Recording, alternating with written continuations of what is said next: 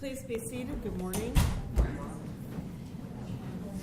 We're back on the record. Case number 12 CF 1083, State versus George Zimmerman.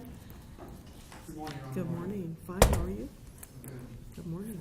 Are we ready to bring the jury in? I have one matter that Yes. I would just like to review.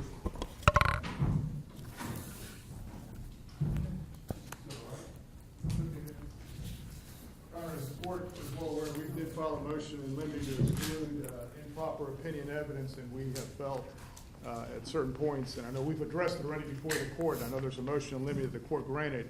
I wanted to provide the court with some case law, additional case law on that subject matter. The two cases I want to cite to the court are Jackson v. State, found at 107 Southern 3rd, 328, and then also Tumblin, Tumblin, found at 29 Southern 3rd, 1093. Thank you. And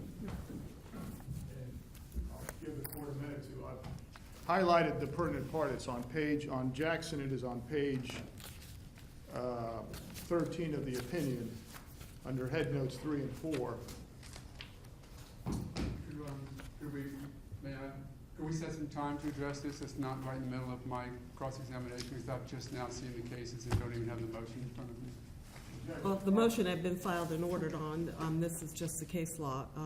Let me take a moment.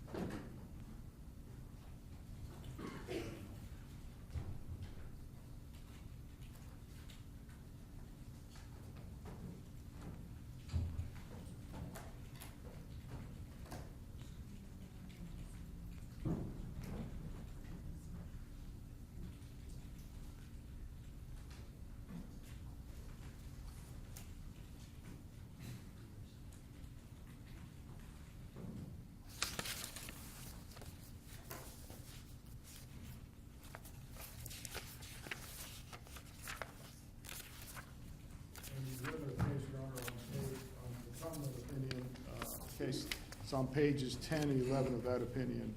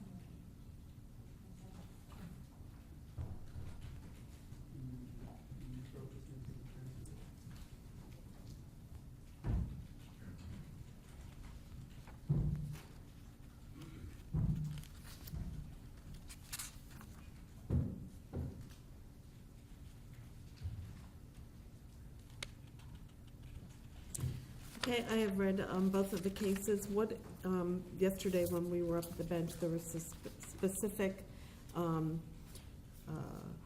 objections, and we read back the testimony. So, what is the specific objections? The latter part of the testimony of Detective or Investigator Serino, Mr. O'Mara was asking the investigator specifically to comment in terms of the truth and veracity of what the defendant said or didn't say, and that's improper. And so he is asking investigator, and did elicit from Investigator Serino opinions as to the truth and veracity of what the witness said, which is totally improper. Under the case law and under the motion we filed previously, we would ask the court to strike that and have the jury disregard that. Okay, do you know specifically which questions and answers that you're objecting to? I think it was towards the very end, and I can ask the court reporter. If you'll take a moment to look at that, and then you can allow the court to know. Just sort of in a recess, I'm going to cue up the audio because I want to use it across, so it's going to make some noise. Is that all right? Yes, sir. In order to show him that I have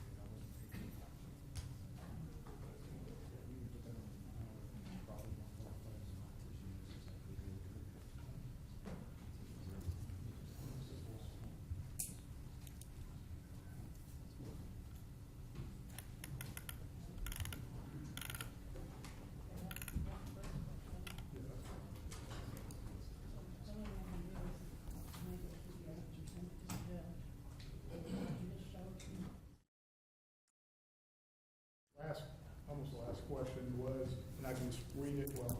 Okay, go ahead and read it. We'll still off the record. It states, so if we were to take pathological liar off the table as a possibility, just for the purpose of this next question, you think he was telling you the truth? Yes. Okay, response? Now we're back on the record. Let me know when you're there. Okay, thank you. Hold on.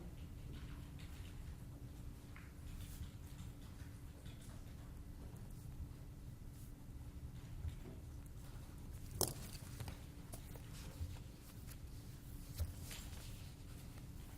hold on.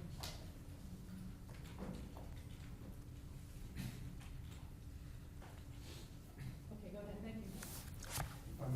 I would ask that I be given some time, not only to review the state's case law, but to come up with my own to respond properly, rather than trying to do it now, since I've just now truly haven't even read those.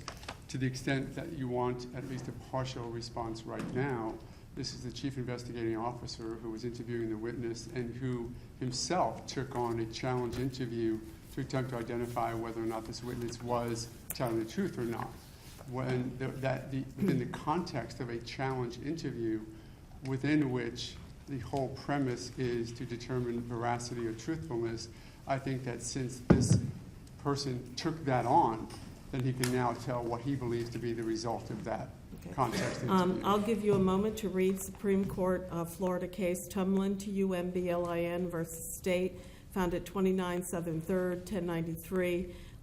Decided in 2010 under Head Notes 9, 10, and 11.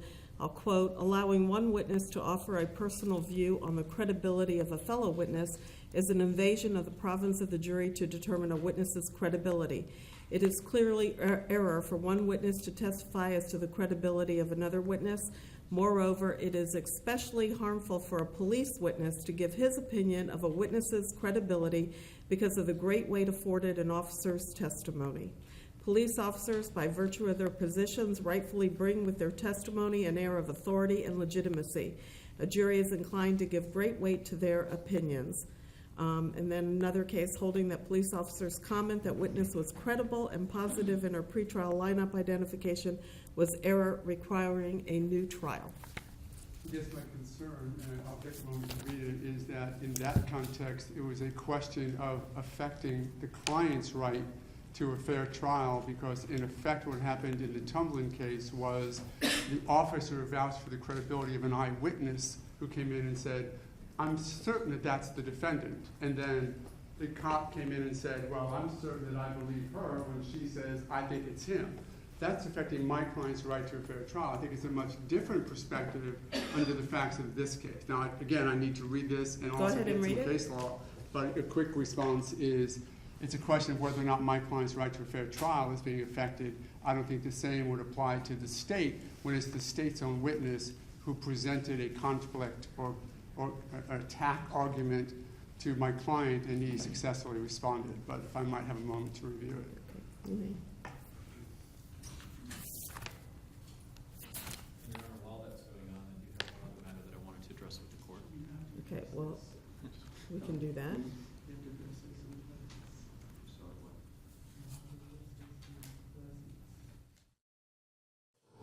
Controversial as Okay, well, just one second. In the Jackson case, which is also Supreme Court of Florida, 107 Southern 3rd, 328, decided November 2012 under Head Notes 3 and 4. Generally, a witness's opinion as to the credibility, guilt, or innocence of the accused is inadmissible. Allowing one witness to offer personal view on the credibility of a fellow witness is an invasion of the province of the jury. Cites to the same cases, but in this case it was the opinion as to the credibility, guilt, or innocence of the accused. Correct, so not given by a police officer, an adverse witness. That was another witness where it Well, was if you read further down, it cites to Pausch, P-A-U-S-C-H versus State, 596 Southern 2nd, 1216, that holding that admission of officer's statement expressing his disbelief of the defendant's story and accusing her of lying and committing the crime was reversible error. Again, I don't think that's the facts that we have here. Well, because they're opposite. He's testifying as to the truth and veracity of your client's statement. Okay. Just need a moment. Go right ahead.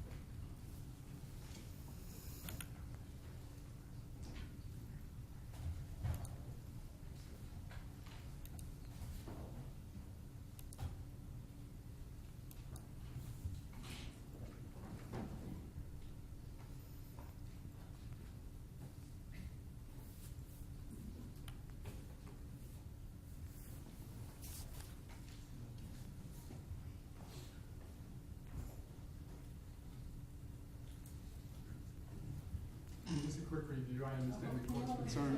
I'm sorry. Go ahead. A quick review. I understand the court's concern, but I really would like an opportunity because all of these cases are where that testimony is coming in against the defendant, and it's a question of whether or not that affected the defendant's right to a fair trial.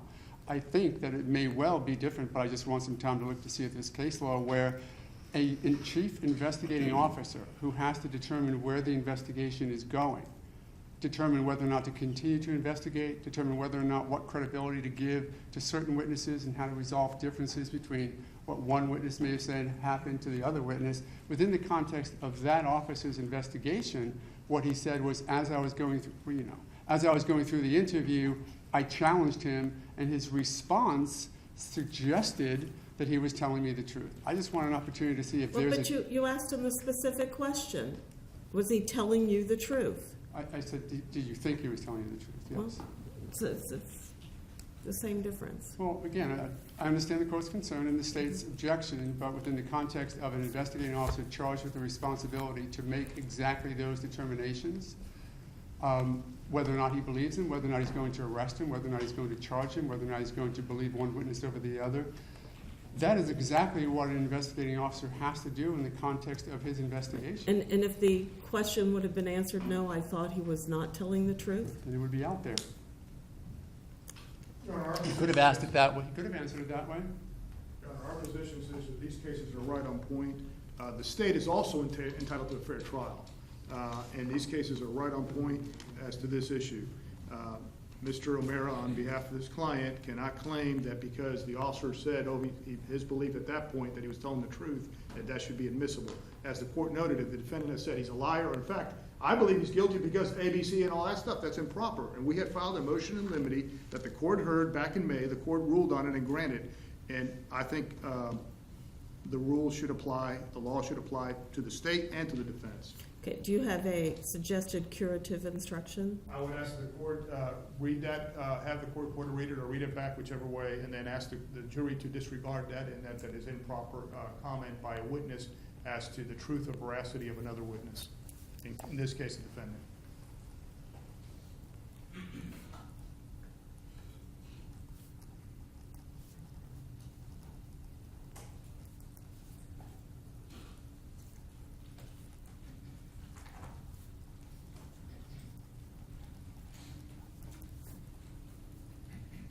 Anything else?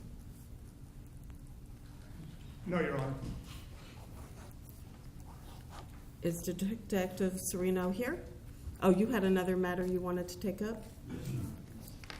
It pertains to a potential witness for later in the day, that being a Professor Gordon Pleasance. Your Honor may recall the state last week or a little before had filed a motion to perpetuate his testimony due to his being unavailable. That was heard, objected to, and granted. We scheduled the deposition to perpetuate for the last night that he would be in town, which was, I think the motion was granted on a Monday morning, and he was set to depart Wednesday morning, so we set the deposition and noticed it for Tuesday night. Everybody showed up except the defense, and I communicated with counsel for defendant on that night, and basically I think it was just a matter of people forgot about it in all the rest of things that was going on, and I understood that, but my problem was, and I explained this to them, that the witness wasn't available to reschedule because he was having to be at the airport in the morning and fly out and was going to be essentially unavailable. So I proceeded to at least preserve the direct testimony on videotape and a transcript, both of which have been provided to counsel. The witness indicated that there would be sporadic availability perhaps for video conference type testimony. He is traveling through the New Mexico desert, I believe, on kind of a hike, and is occasionally reachable by cell phone, or if we leave a message when he gets to a next destination, sometimes he can find enough service to call. Yesterday I managed to reach him via that method, and Mr. West informed me last night that they were not going to be stipulating or agreeing that the perpetuated testimony could or should be admitted, and therefore they wanted the witness, if he was going to testify, to have to do so, I guess, by video link or some other such. He is not available to do that today for sure because he is in transit, he said, across a couple different states and given the environment. He may, once he arrives tonight, be able to locate a place to be available tomorrow morning, even though he's a couple time zones away. But he can't guarantee me that. He just believes that that would be likely. So I wanted to, number one, bring that to the court's attention. Number two, hear how the defense would propose that we handle that situation or issue if there's an objection to what's potentially playing that videotape, and get that out of the way now before we run into it this afternoon when we want to call a witness. Okay. Response? I'm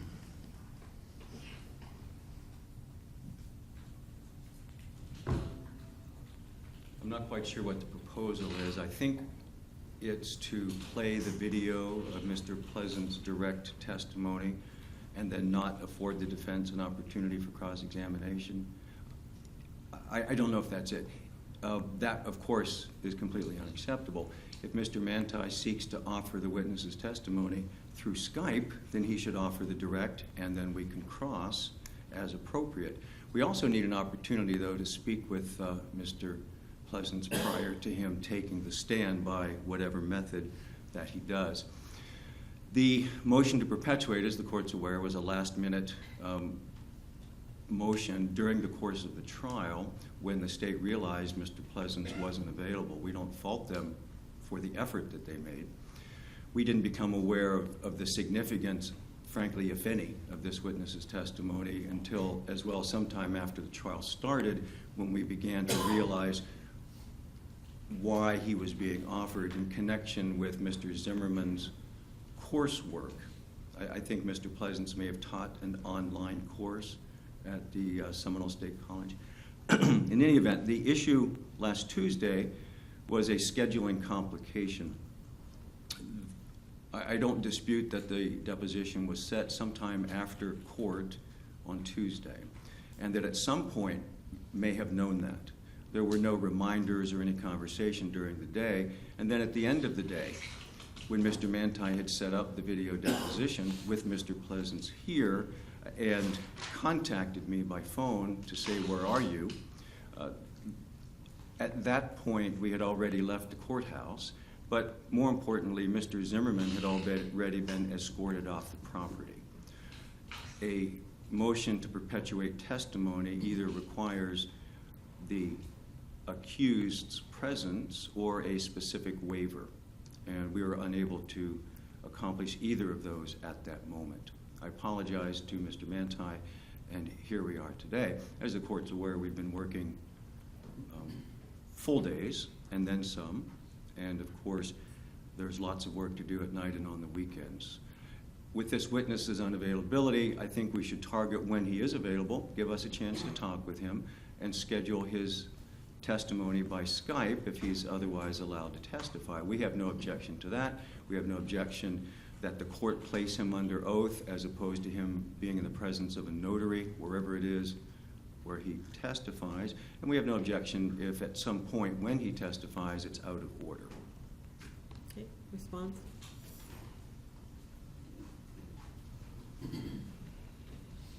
I guess my response to that is twofold. If we're discussing waiver, the state's position is, we had the argument on Monday. The court was pretty clear in its ruling. I think we were all pretty clear on the reason that we had to do it was because the witness was leaving before we would actually have the opportunity to start trial and present his testimony. And that's the reason it was set when it was. So from the state's position, number one, for whatever reason the defendant and his counsel didn't show up, we think that should constitute a waiver of the right to presence. Simply not coming isn't really a reason to bar the direct testimony. My proposal, my counter-proposal is that we play the direct, and there was one exhibit that he identifies during the direct and that I intended to introduce. Play the testimony of the direct, introduce it, and if counsel wishes to cross, then hopefully he would be available tomorrow, but I can't, obviously I said, I can't guarantee that given the locations and places, and that's the reason we moved to perpetuate in the first place. And if they want to cross at that time, that's fine. I'm not attempting to deprive them of the opportunity to completely to cross it. Well, there's a lot of different scenarios that could play out here, and if you could find out sometime today what his availability would be tomorrow. Let me table this argument till this afternoon. Yes, Your Honor. Thank you. Okay, thank you. Is there anything else? Let's get Officer Serino in here, please. And Shelley, can you queue up to that last question and answer?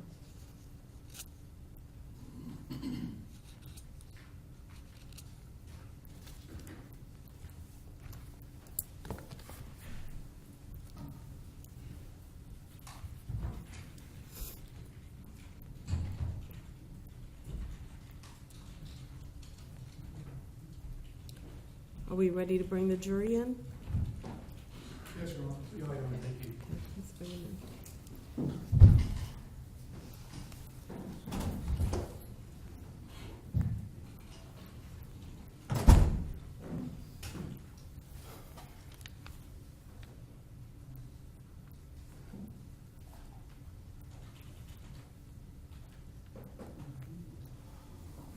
Just that one question. That one question and answer, yes.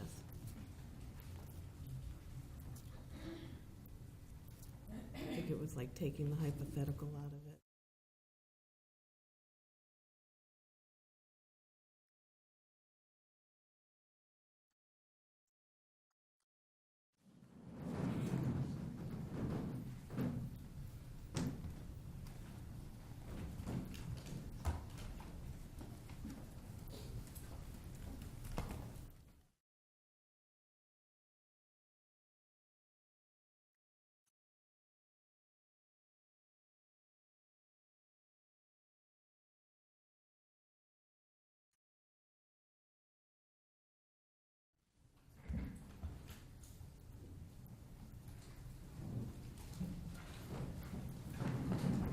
Please be seated. Shelley.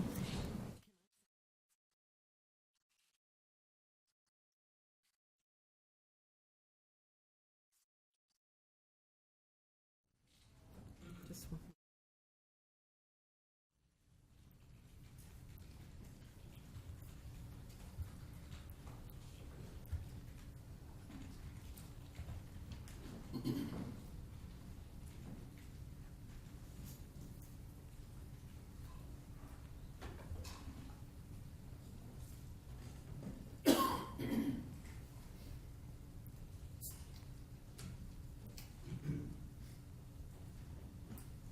Ready? Okay. Good morning, ladies and gentlemen, and welcome back. During the overnight recess, did any of you have any discussions with each other or with anybody else about the case? No hands are being raised. Please raise your hand if your answer is yes to any of these questions. Did any of you read or listen to any radio, television, or newspaper reports about the case? No hands are being raised. Did any of you use an electronic device to get on the internet to do any independent research about the case? People, places, things, terminology. No hands are being raised. And finally, did any of you read or create any emails, text messages, Twitters, tweets, blogs, or social networking pages about the case? No hands are being raised. Thank you. I'm going to have the court reporter read back a question and answer from yesterday afternoon and give you an instruction on that. Shelley, you may do so.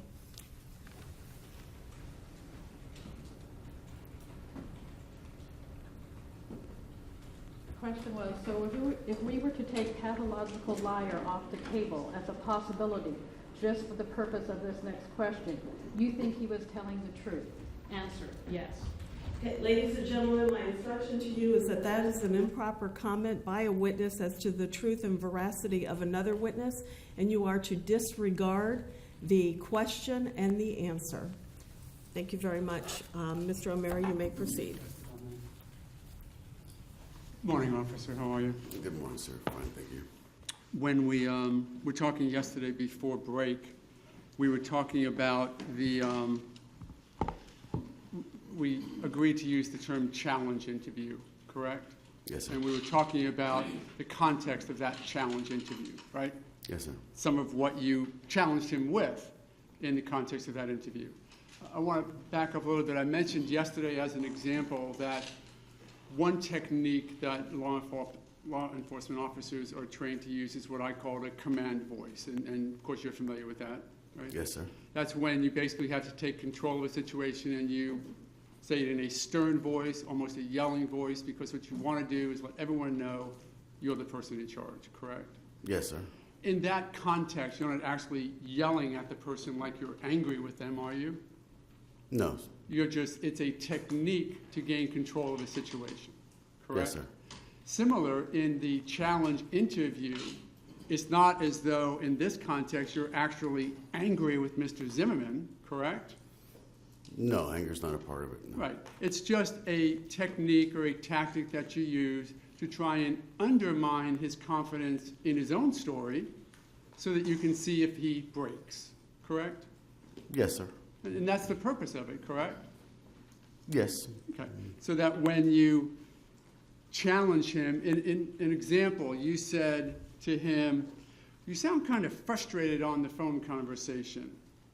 Because everyone's going to hear these things, you know. What was your purpose in that? On which phone conversation? On which phone conversation? I presume, having read the entirety of your interview, that you're talking about how he sounded on the non-emergency call. Okay.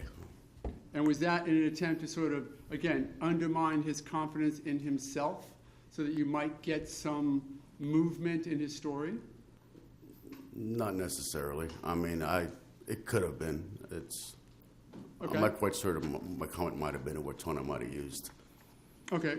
Would you then defer for the jury's consideration to the way you present to yourself in the challenge interview rather than just me going over or repeating it in sort of bare words? Yes, sir. Yeah. But you agree that your purpose was to challenge Mr. Zimmerman It could have been, yes, sir. and to try and undermine his confidence in himself such that he might tell you more or change his story in some way which would then give you an opening, correct? I would classify it more trying to extract truth if he's hiding it, yes, sir. Sure. And did you extract any truth or anything, any change in his story through this technique? No, sir, I did not. He was, in fact, consistent throughout, correct? Yes, he was. And he was also consistent with both all of his prior statements, correct? To my knowledge, yes. Okay. As the chief investigating officer, you had availability of those prior statements, correct? Yes. And there were some changes. I think you said yesterday there were certainly some expansions and even some minor inconsistencies, right? Yeah, there was some. Yeah, there was some variations of accounts. But nothing that you considered significant. Nothing major, no. Nothing that evidenced to you that he was lying to you. Objection, Your Honor. It's an improper argument. Sustained. Any inconsistencies that you consider to be significant. None which I can challenge him with, so I would say no.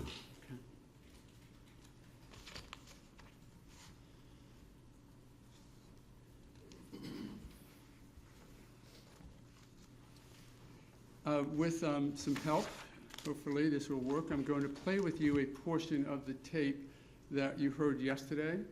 I understand that I'm going to play it. If you can't hear it, I'll play it a second time. I believe this is a part to focus you on the investigation where you are playing for Mr. Zimmerman the 911 call, which has the screams in the background, to put it in context.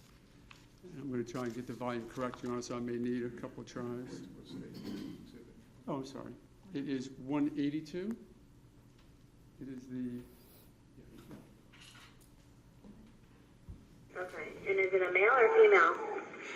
It's a male. And you don't know why? I don't know why I'm yelling out, but I don't. Did you hear Mr. Zimmerman? I'd have to hear it again. Sure.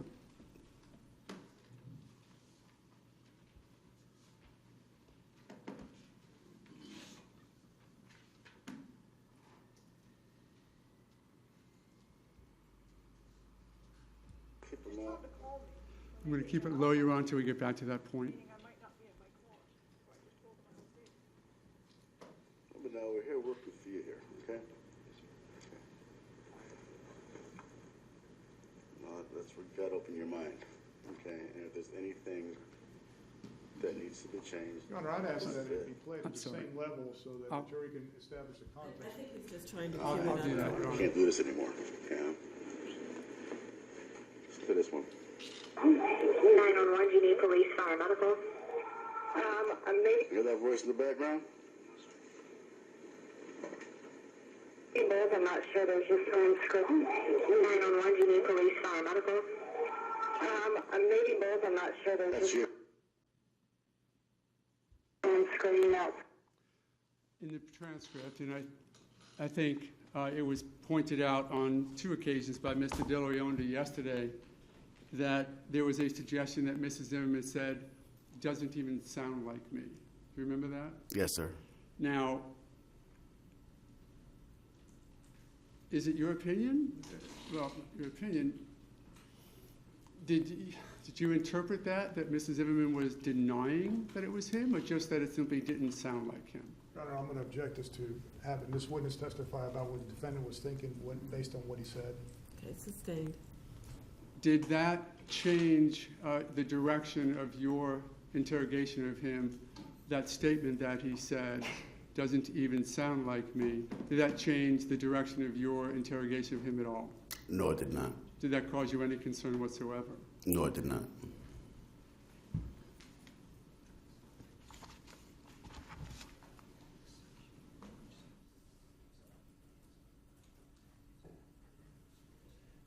If I might just have a moment, Your Honor. I want to make sure that I get the right portion of the tape. And I think I might need to just play it a moment more.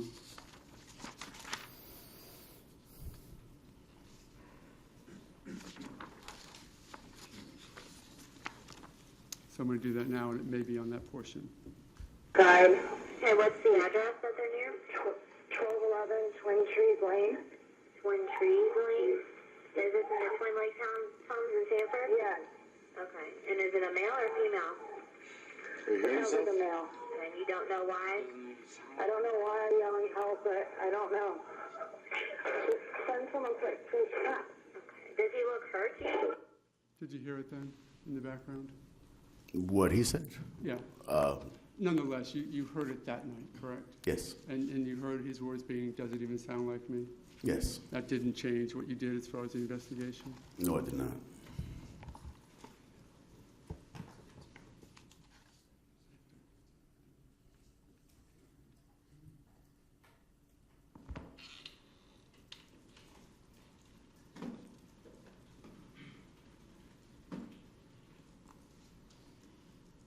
Similarly, in the challenge interrogation, you even told him that you were moving from the interrogation room to another area out by your desk as well, correct? Yes, sir. That was both to listen to the tape, correct? But to also change the setting for him? No, it's exclusively because of the facility. I didn't have I didn't have a computer inside the interrogation room. Now, you said in response to a question from Mr. DeLeonda yesterday that you perceived Mr. Zimmerman's injuries to be minor, correct? Yes, sir. And that was as you looked at him that night after midnight, correct? Yes, sir. And we showed you the picture of his injuries before he was cleaned up, correct? Yes, sir. Did he need to have any injuries at all for you to look into the investigation concerning both the crime and any possible defenses? No, sir. That's not an element, is it? As far as him having injuries, no.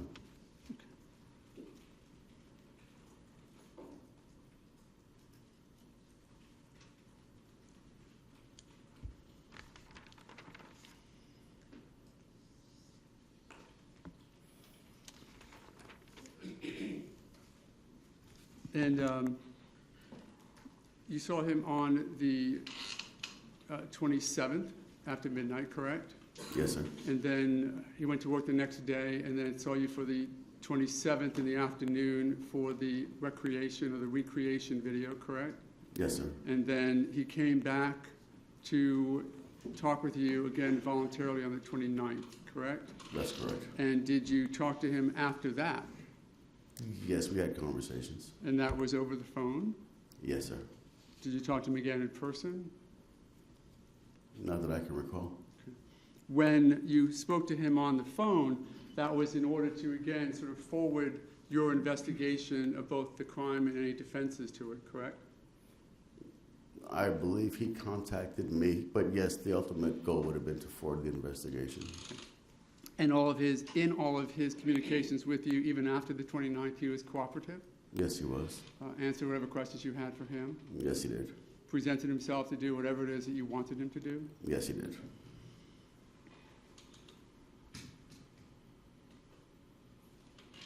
You have done even more than just take the interviews of my client as part of your investigation in this case, correct? Yes, sir. From other aspects of the investigation, yes. Met with other witnesses? Yes. You met with Tracy Martin, correct? Yes, I did. At your office? Yes, there and at his residence also, or at the residence in Twin Retreat View. Yes. Why did you meet with him at your office? No objections beyond the scope of direct and calls for hearsay too. Well, actually, Okay, let me take them one at a time. It was not covered in direct. It's not hearsay, the question and the answer that it would elicit. I have to sustain on wasn't covered in, may I respond? yes, you may. I would just allow a little bit of leeway for this, the chief investigating officer in the case, to ask him what else that he has done in doing exactly his duties. Well, you could do that in your case. So If I you will choose call to do him so. as my witness, If you choose to do so. then I will do that. Thank you, Your Honor. And I need to get this back to the clerk. If I can just have a minute, are you going to use it? Not right now. Redirect it.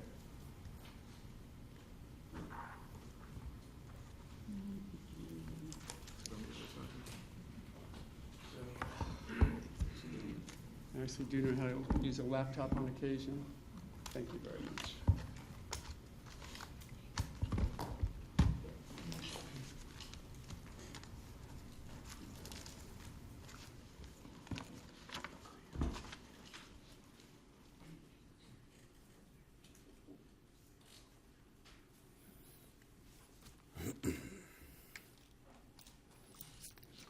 Good morning, sir. Good morning, sir.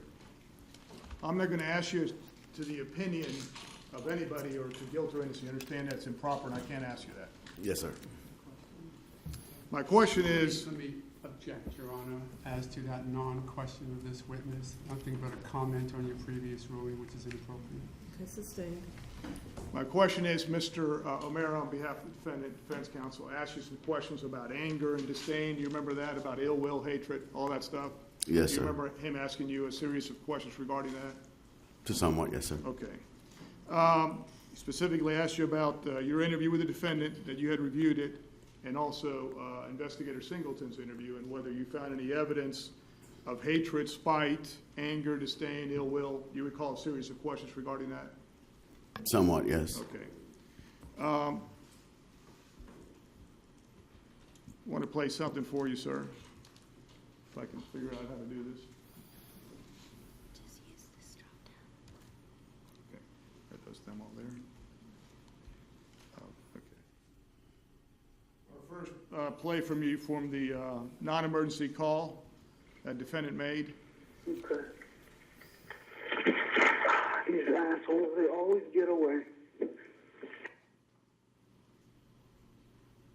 Is that something you would use in reference to somebody that you're going to invite over for dinner? Would you call them these assholes? No, sir, I would not. Does that seem like to you like a friendly comment about somebody else? No, sir, it's not.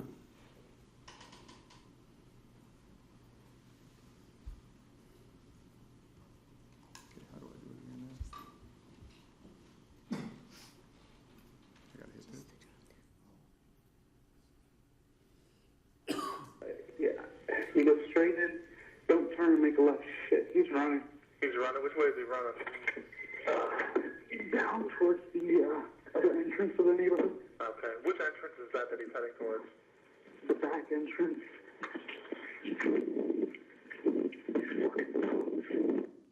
Did you hear that last comment the defendant stated, and pardon my language, these fucking punks? Yes, sir. Okay. Is the word, pardon my language again, fucking punks, something that you would refer to, something good about people when you reference them? No, sir, it's not. Are you saying, or you did testify when you were cross-examined, that those two, these assholes always get away, and pardon my language again, these fucking punks, that he said that because he wanted to interact and meet and invite Trayvon Martin for dinner that night? Excuse me, Your Honor, that would be speculation. Sustained. Are you saying that those words were uttered by the defendant in reference to wanting to meet the victim? Excuse me, Your Honor, that would be speculation. Okay, I'll be glad to rephrase it. sustained. Does that not indicate ill will, hatred, and spite against somebody else, sir? No, it does not. In your opinion, calling somebody, reference them as, pardon my language, fucking punks? That is ill will and spite. It Correct. is? Yes. Okay.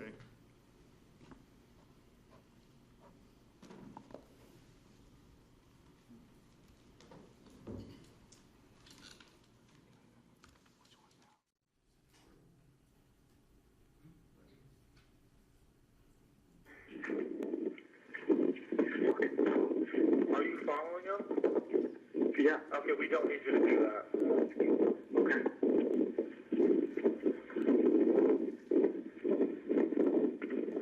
All right, sir, what is your name?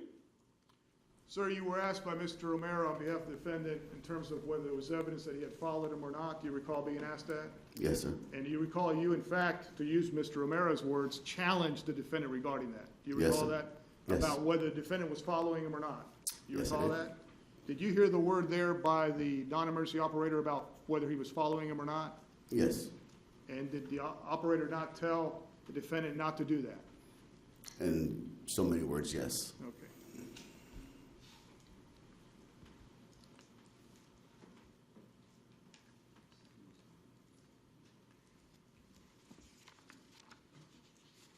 In your interviews and review of Investigator Singleton's interviews, Would you mind taking that off the screen? sure. Sorry. In your interview and review of Singleton's interviews, did the defendant in your interviews of him too, did he ever say he was excited? You want me to rephrase the, I'll be glad to rephrase it. I apologize. In your interview and also your review of Investigator Singleton's interview of the defendant, which you've had an opportunity to do, correct? Yes, sir. Mr. Romero asked you about those. And did the defendant ever indicate that he was happy that there were burglaries being committed at Retreat at Twin Lakes? No, he did not. Did he ever say he was excited that his neighborhood was getting burglarized? No, he did not. In fact, didn't he say this, sir? 950. This is the correct one? Okay. So you live at 1950 Retreat View Circle.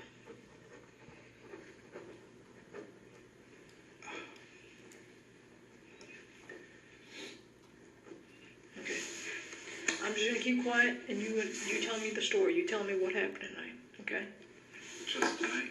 Yeah, or whatever led up to this. Anything you want to tell me about what happened and why it ended up, what it ended up to where this boy got shot. Okay. The neighborhood has had a lot of crimes.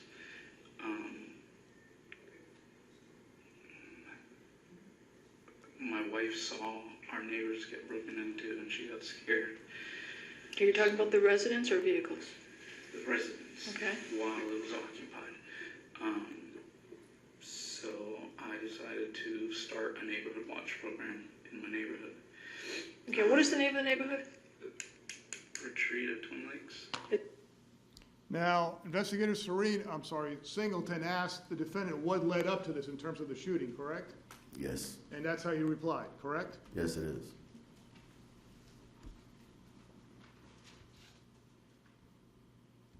Watch Neighborhood watch, okay. with Wendy Dorval,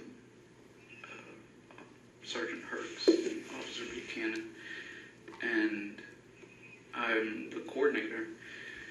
And there's been a few times where I've seen a suspicious person in the neighborhood. We call the police, the non-emergency line, and these guys always get away. Okay. What made them suspicious? You recall hearing that in terms of Investigator Singleton asking him, the defendant, about what was going on, and he's stating, as he stated there, that they always get away? You Yes, recall sir. that? Yes. Didn't he say that to the non-emergency operator also? But he used more colorful language, pardon my language. He used, "These assholes always get away," correct? Correct. And those words were uttered within minutes of the actual shooting, weren't they? Yes, they were.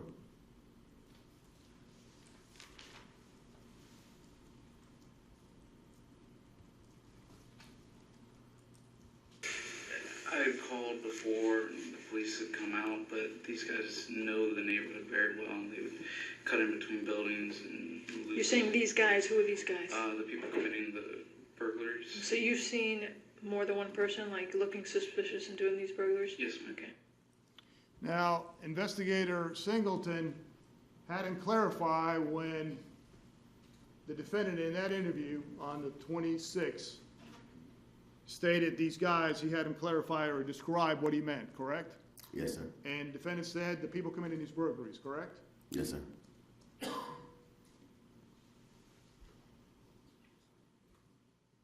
And then to the non-emergency operator earlier that evening, when he spotted Trayvon Martin, he made reference to, using more colorful language, pardon my language, "these fucking punks," correct? Correct, sir.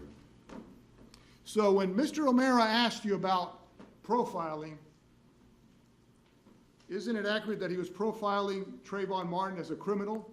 He assumed that he was a criminal that night? The objection, Your Honor, that call for speculation. Sustained as to speculation.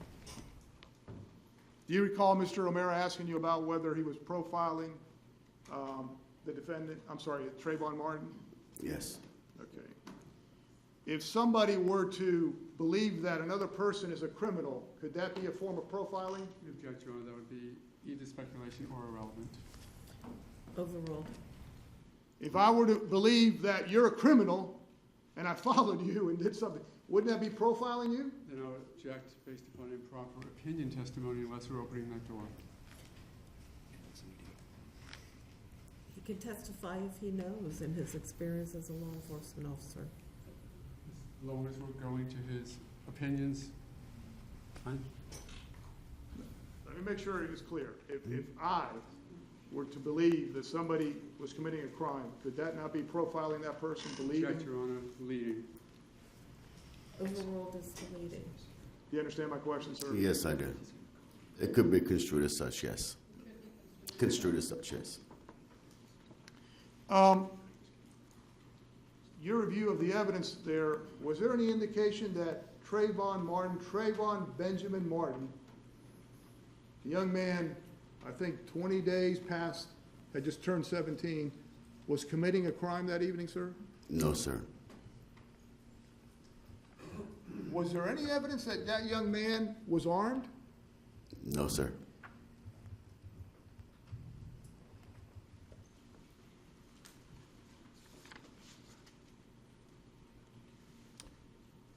You were asked by Mr. O'Mara several times, and I think he made reference to your last interview being a challenged interview, I think.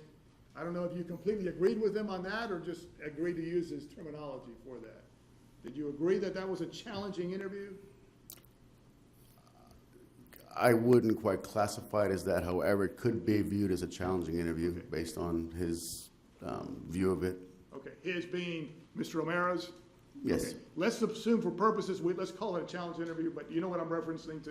Your Exactly. last interview with the defendant on February 29th. Yes, sir. Okay. And Mr. O'Mara asked you whether there was inconsistencies or not. Yes, sir. Okay. And I want to play certain parts of you where I believe you at least questioned him about whether he had said something inaccurate before or said something different. Do you recall that? Yes, sir. And I want to ask you about these, if I could.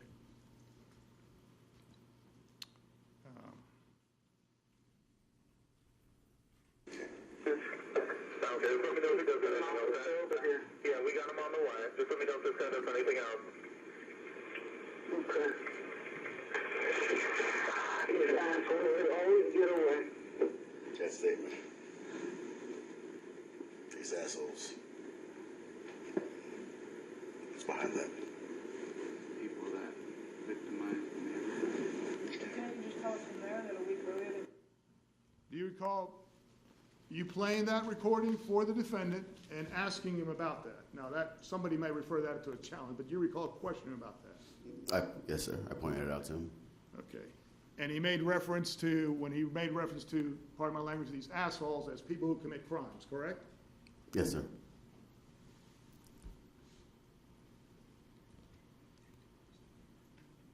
Told me not to follow him, and I wasn't following him. I was just going in the same direction he was.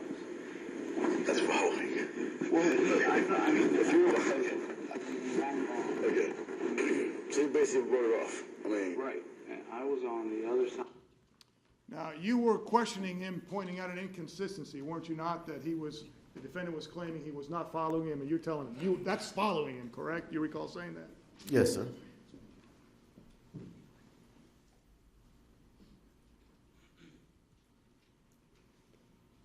turn is also this. Oh shit, he's running. And I'm getting out of my car in an instant to make sure I don't lose sight of this guy. That's what it sounds like. Are you following him? Because that's what it sounds like you're doing. That's why he asked you the question. It sounded to the dispatcher likely that you were running. And that's why he asked you that question. Are you following him? And your answer is yes. Okay? But then you get to the other side and you're concerned about walking past this guy when you've already been chasing him, essentially. And he's telling you to go back to your car, and now you want to pretend, or not pretend, you want us to believe that you're concerned about having a flashlight to move back where you just ran? you're Trying looking to for catch up him. to him. Do you know what I'm saying? Okay, it sounds like you're looking for him. Do you recall you and Investigator Singleton questioning him about that? Yes, sir. About there possibly being an inconsistency based on what he's saying and what the evidence showed? An inconsistency as far as his acts and his words, Yes, sir. to clarify. Right. And by the way, while we're at this point, Mr. O'Mara asked you about videotaping. You recall that you had questioned the defendant about videotaping, and you showed him the victim's camera that was at the scene near where his body was. You recall that? Yes, sir. And you stated, I believe, in direct and in cross-examination that you were bluffing him. You were telling him that the victim had potentially videotaped the whole thing?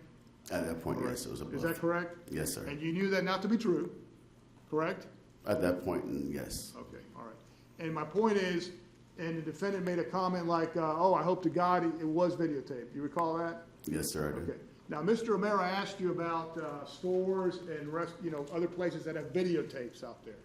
Yes. Correct? Mhm. Now, the defendant, I believe you've already testified, was head of the neighborhood watch, correct?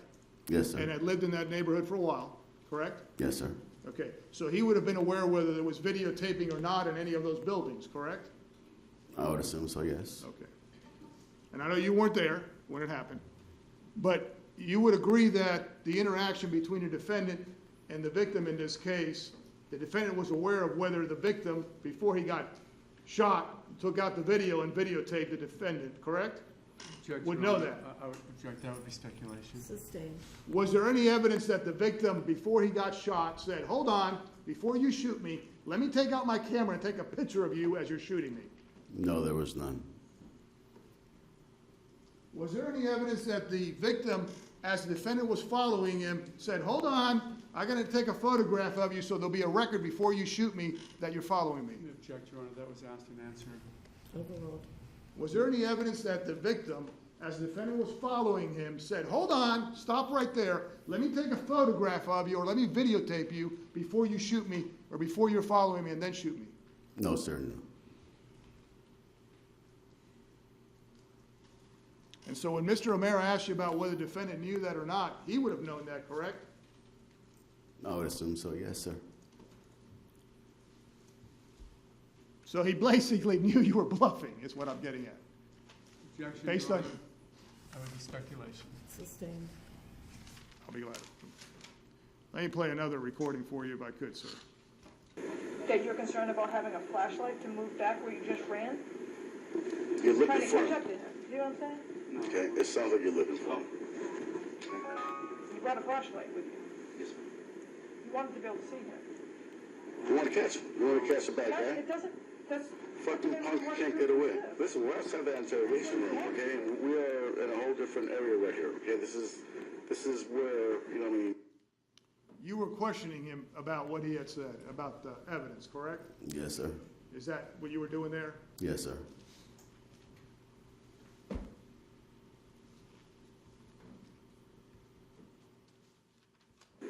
Can you recall?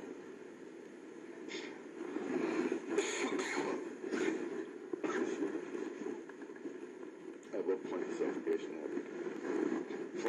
Prior to you shooting him, he was on you, correct? Okay. And you were able to reach into your holster? Okay. You shot her at point blank range. He was on top of you, right? Yes, sir. And although that young, nobody came out to help you, and I can't pinpoint where you were smothered. That's the problem I'm having. And nobody's saying they saw him smothering you.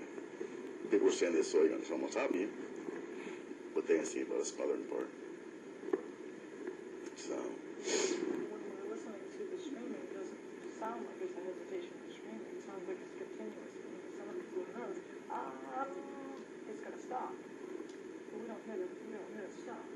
We don't hear. You recall you and Investigator Singleton challenged, to use Mr. O'Mara's words, challenging him about whether he was being smothered or not? Yes, sir. Okay. Can we play the video?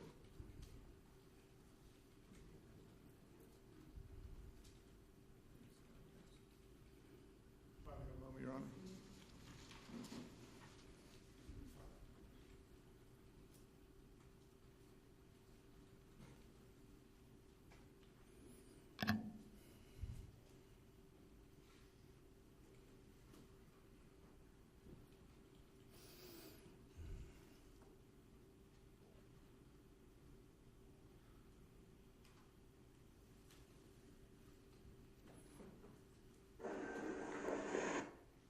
Do you recall watching on direct and then on cross-examination, I believe it was on direct, I apologize, it was, being asked questions about the videotaping, the reenactment?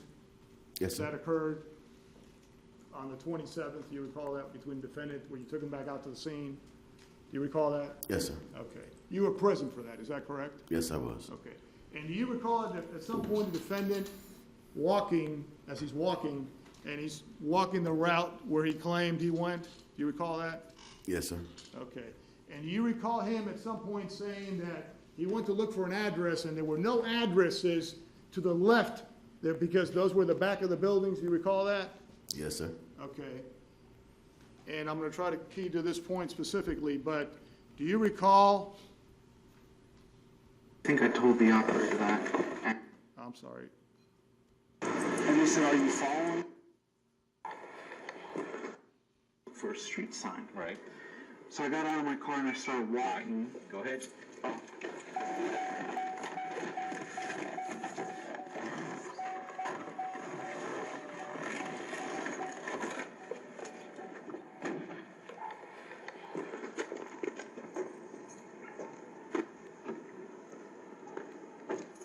I was still on the phone with non-emergency and I started walking. Okay. Down this way. And because I didn't see a street sign here, but I knew if I went straight through that's Retreat View Circle, and I could give him an address because he said, "Just give me the address of the house you're in front of." Okay. And there's no address because this is the back of the house. So, Do you recall that testimony, sir? Yes, sir, I do. Sir, do you recall? I said, "I don't know an address." And again, they asked me where he went, what direction he went in, and I said, "I don't know." And then I thought to get out and look for a street. Right there on that corner lived Miss Lauer. You recall that? Yes, sir. When you get back in the photographs. I want to show you a photograph of the front of Miss Lauer's residence. Isn't there a numerical address right there in the front of her house? Yes, there is.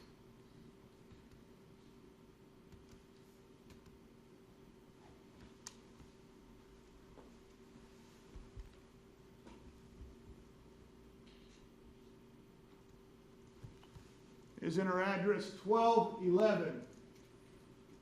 Sir? Yes, sir. Okay, how do I get back there? So, as the defendant, no, you stay right there on that photograph. So, the defendant in that reenactment, when he's pointing at all the back of these houses where he's claiming he doesn't have an address, there's an address right there staring at him. Isn't that true, sir? Yes, there is. That would be leading. This is still redirect. I'll be glad to rephrase the question. When a defendant turns and points on video to this side where he's saying there's no address because it's the back of the house, right to the right, what is there? Is there a house there with an address? Yes, there is.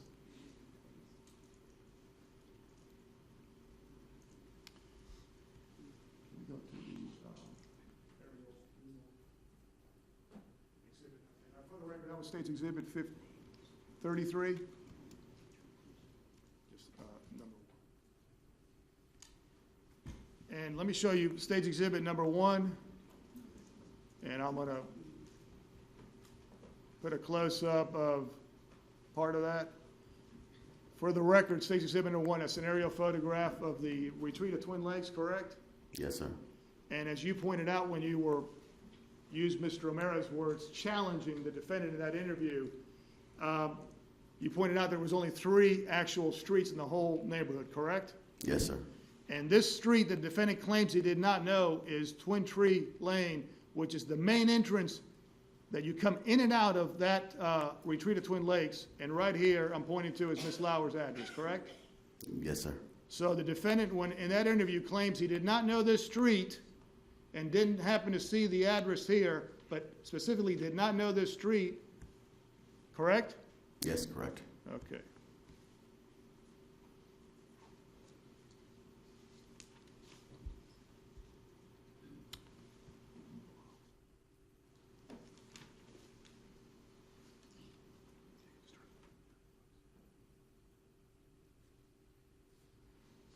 Thank you, Your Honor.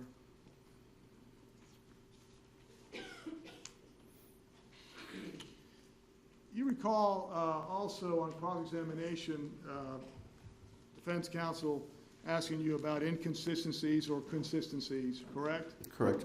Do you recall the defendant in the interview that he gave you and Investigator Singleton stating that after he had shot Trayvon Martin said, or something, put his hands up, correct? Do you recall that? Yes, sir. And do you recall that he then stated that Trayvon Martin somehow fell on the ground face first? Do you recall that? Yes, sir. And do you recall the defendant stating that he put his arms out, correct? Do you Correct. recall him saying that? Yes, sir. Now, sir, if I may approach the clerk.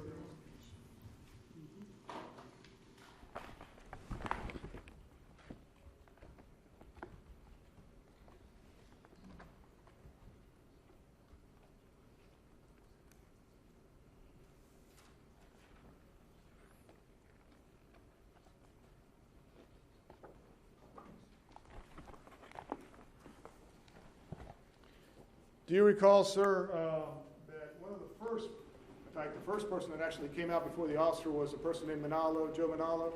Yes, sir. Jonathan. I'm sorry. Jonathan Manalo, Manalo, I apologize. And may I approach the witness, Your Honor? Showing you State's Exhibit 77. Do you recall that he took some photographs out there? Yes, I remember those, yes. And one of them was State's Exhibit 77? Yes, sir. And may I publish that to the jury, Your Honor? Yes, you may. And you recall in that photograph the victim's hands being underneath his body? Yes, sir. Yes, sir. Could someone say that that was inconsistent with the defendant's statements that his hands were straight out, that he had put his hands out? That positioning, yes. I'm sorry. That positioning, as seen there, yes, it is.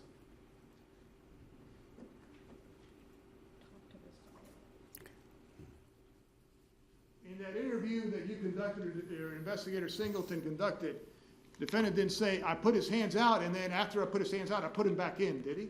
No, he did not.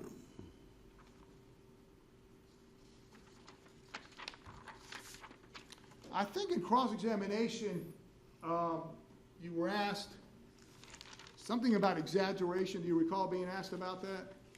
Yes, sir. And do you recall, I think either you uttered it or Mr. O'Mara uttered it on behalf of the defendant, exaggeration. Do you recall what that was about? Pertains to the defendant's statements, You felt he was exaggerating certain parts of it? among other things. Did you feel, I can't lead you, so Okay. did you feel in terms of exaggeration, what did you mean when you said that he was exaggerating parts of his interview? How I felt, okay, based on, Okay, no, what I'm getting is inconsistent. I don't want to give you, I don't want to. I got you. You were asked specifically about exaggeration. Did you feel he had exaggerated the manner in which he was hit? Yes, sir. Yes, sir.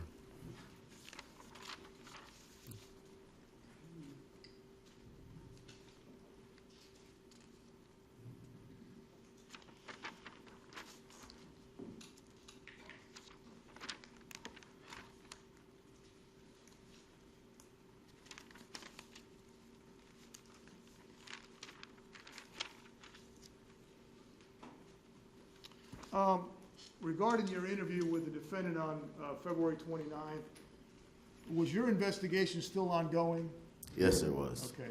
Had you, at that point, and even further, had you gotten any results back from FDLE regarding the analysis done of the clothing or anything else regarding that, sir? No, sir, I had not. Had you gotten the medical examiner's report or examination in terms of final findings regarding that? No, sir, I had not. Had you gotten any results regarding possible DNA? No, sir. Had you gotten any results in terms of the ballistics, the firearms, the trajectory, the stippling, whatever evidence regarding that? No, sir. Had you spoken to a girl or lady that was speaking to the victim on the phone at the time or right before the time that this murder happened? No, sir.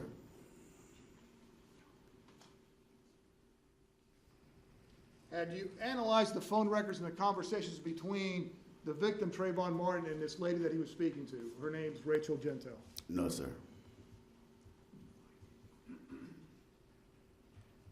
Had you seen the 7-Eleven video?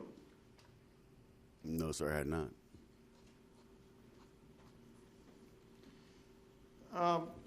You also did, obviously, reports in this case, correct? Yes, sir. And in some of those reports, did you in some way write down some inconsistencies, what you felt were some inconsistencies based on the statements that the defendant had given you? Concerns of mine about his statements, correct? Yes, sir. Okay.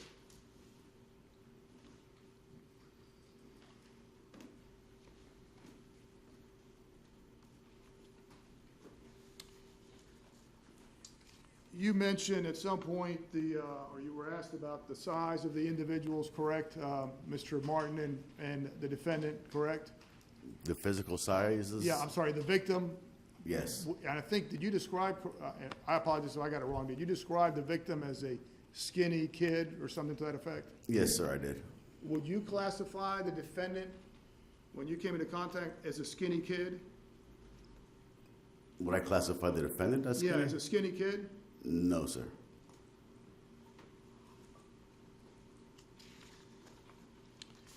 Would it be fair to say the bottom line, sir, is that after February 29th and after a later date, the investigation was turned over to somebody else, is that correct? As of what date, sir? After that interview, at a later date in March, the investigation was turned over to another agency? Yes, sir.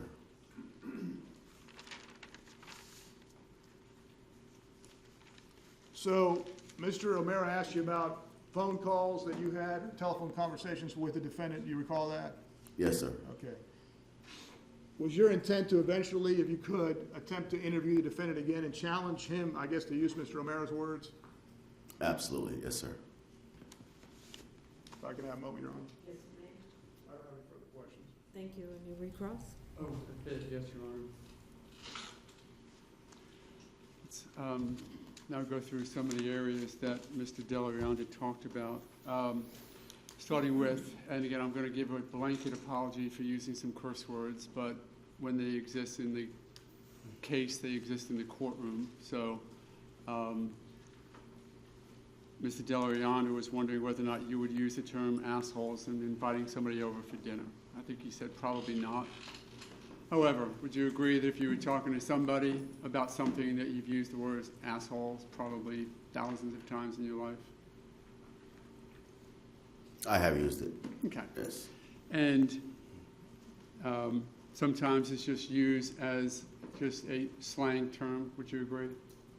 Yes, sir. When Mr. Delarianda said those words to you, I think he said assholes, didn't he? In that tone, Yeah. approximately. Did you hear my client say that word assholes on the tape? We can play it again. I heard him say it. Okay. He didn't say it with the screeching voice that Mr. Delarianda did he?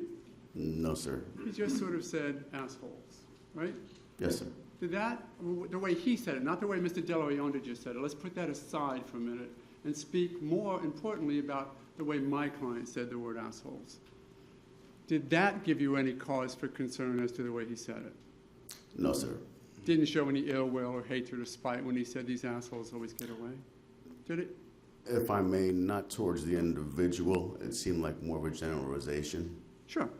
Right. And of course, he was generalizing a little bit, correct? Because you know from your investigation that he was a bit frustrated that his neighborhood was being assailed by burglars, right? That's how I You interpret knew it. that. Yes. You knew that, as a matter of fact, you investigated and found out that a person, Emmanuel Burgess, was arrested 2 weeks before this event, a young black male, for having burglarized several homes in the neighborhood, right? Yes, sir. Late teens, tall, thin, just been arrested, right? Yes, sir. Sentenced to 5 years in prison for having burglarized a bunch of homes both in Retreat View Circle and outside, but still in your jurisdiction, right? I wasn't involved in That- that, but yes, sir. But you found that out, and looking into everything that you were looking into to see what's going on in the neighborhood, you knew not only had Emmanuel Burgess been arrested 2 weeks before for burglarizing, but that there were a lot of other burglaries in that same neighborhood, right? Yes, sir. Were you concerned that he was concerned about that?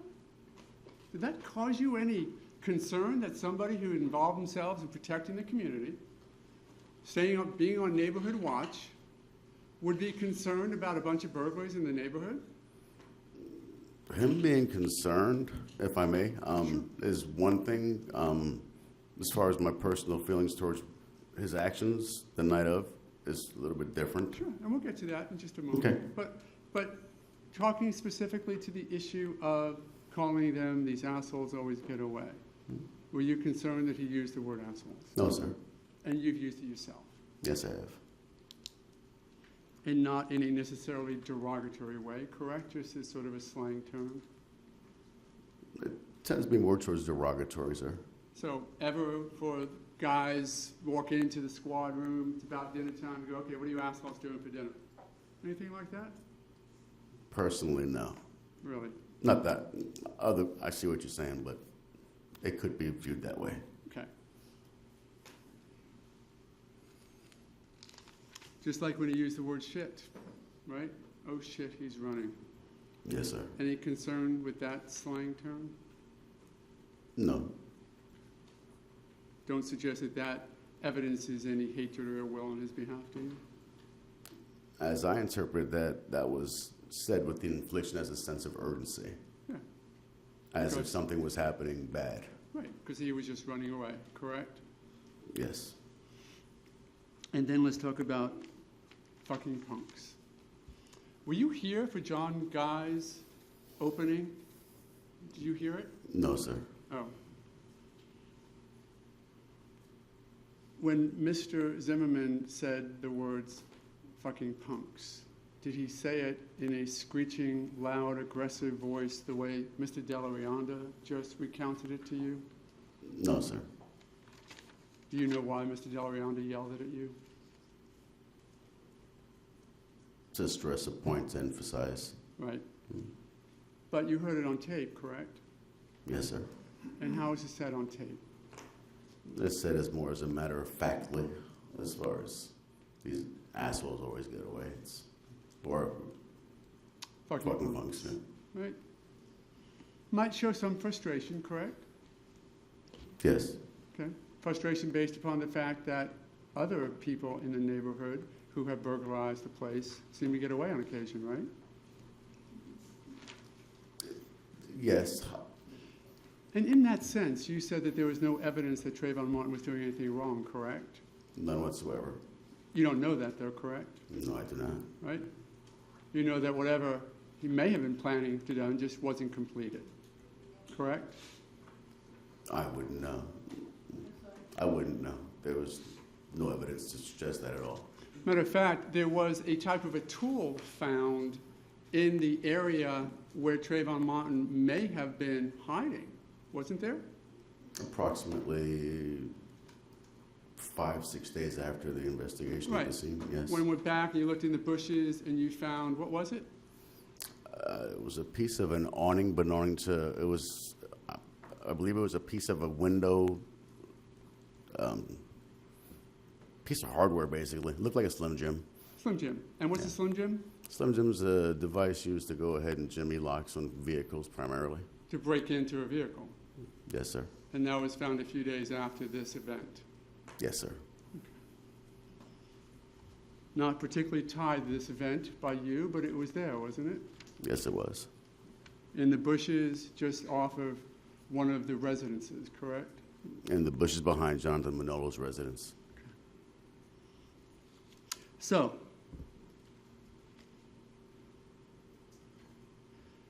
would you suggest that the focus be on how Mr. Zimmerman stated the words fucking punks as opposed to the way Mr. Guy did in opening or Mr. Delarounda just did in your questioning? I can't speak for Mr. Guys, but Mr. Delarounda, it was different. Okay. Now, he also asked you that you were questioning Mr. Zimmerman on the fact that he was following Trayvon Martin, correct? Yes, sir. And Mr. Zimmerman said? Words along. You said yes, right? You said, wait a minute, were you following him? And in the interview, his word was yes, right?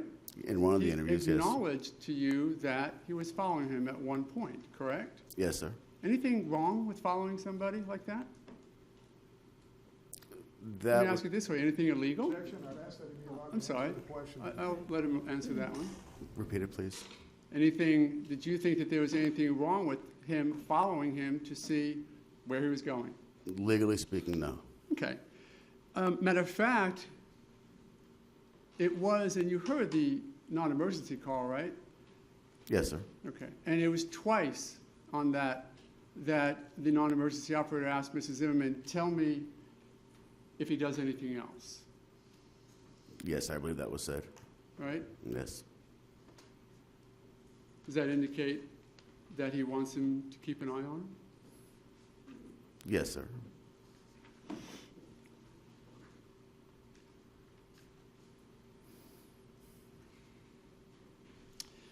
And you said following him is not legally improper, correct? It's not illegal. No, Even sir. approaching somebody is not legally improper, is it? That's open for interpretation. Tell me what crime you believe would occur if I were to walk up to you on the street and say, hi. In that manner, none whatsoever. How about, what are you doing here? None whatsoever. How about, get the hell out of here?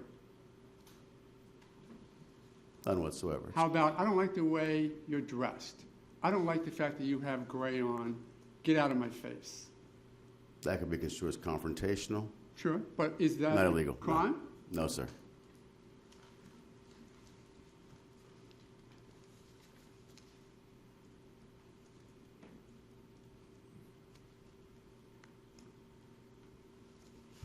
And when this operator who said twice, tell me if he does anything else, then says, are you following him? What does Mrs. Zimmerman say? He says yes. And in your investigation, is there anything at all to suggest at that time that Mr. Zimmerman continued to follow Mr. Martin? At which point, sir? At the point that the officer said, or the non-emergency operator said, we don't need you to do that, and Mrs. Zimmerman said, okay. I would say yes, there was. And what evidence would you have? His end location. I'm sorry? His end location the location where the incident ultimately ended. Okay. So the fact that, may I approach the witness, Your Honor?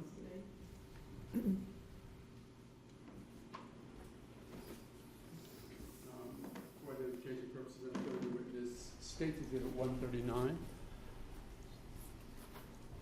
Because you know the event started where? The event, as far as I'm concerned, started off that map. Okay. I'm talking about the physical altercation. I apologize. My understanding from, what's your understanding as to when Mr. Zimmerman got to this area, what path he took? May I stand? Please do. Could you face forward? Yes. Okay. My understanding of the interpretation is he's coming this way. He walks. So I got a pointer. Okay. He walks, per his statement, all the way over here. He says he doesn't see him. Okay. And the altercation, physical altercation, started right there, approximately. Okay. Great. Thank you. So, with that as context, then,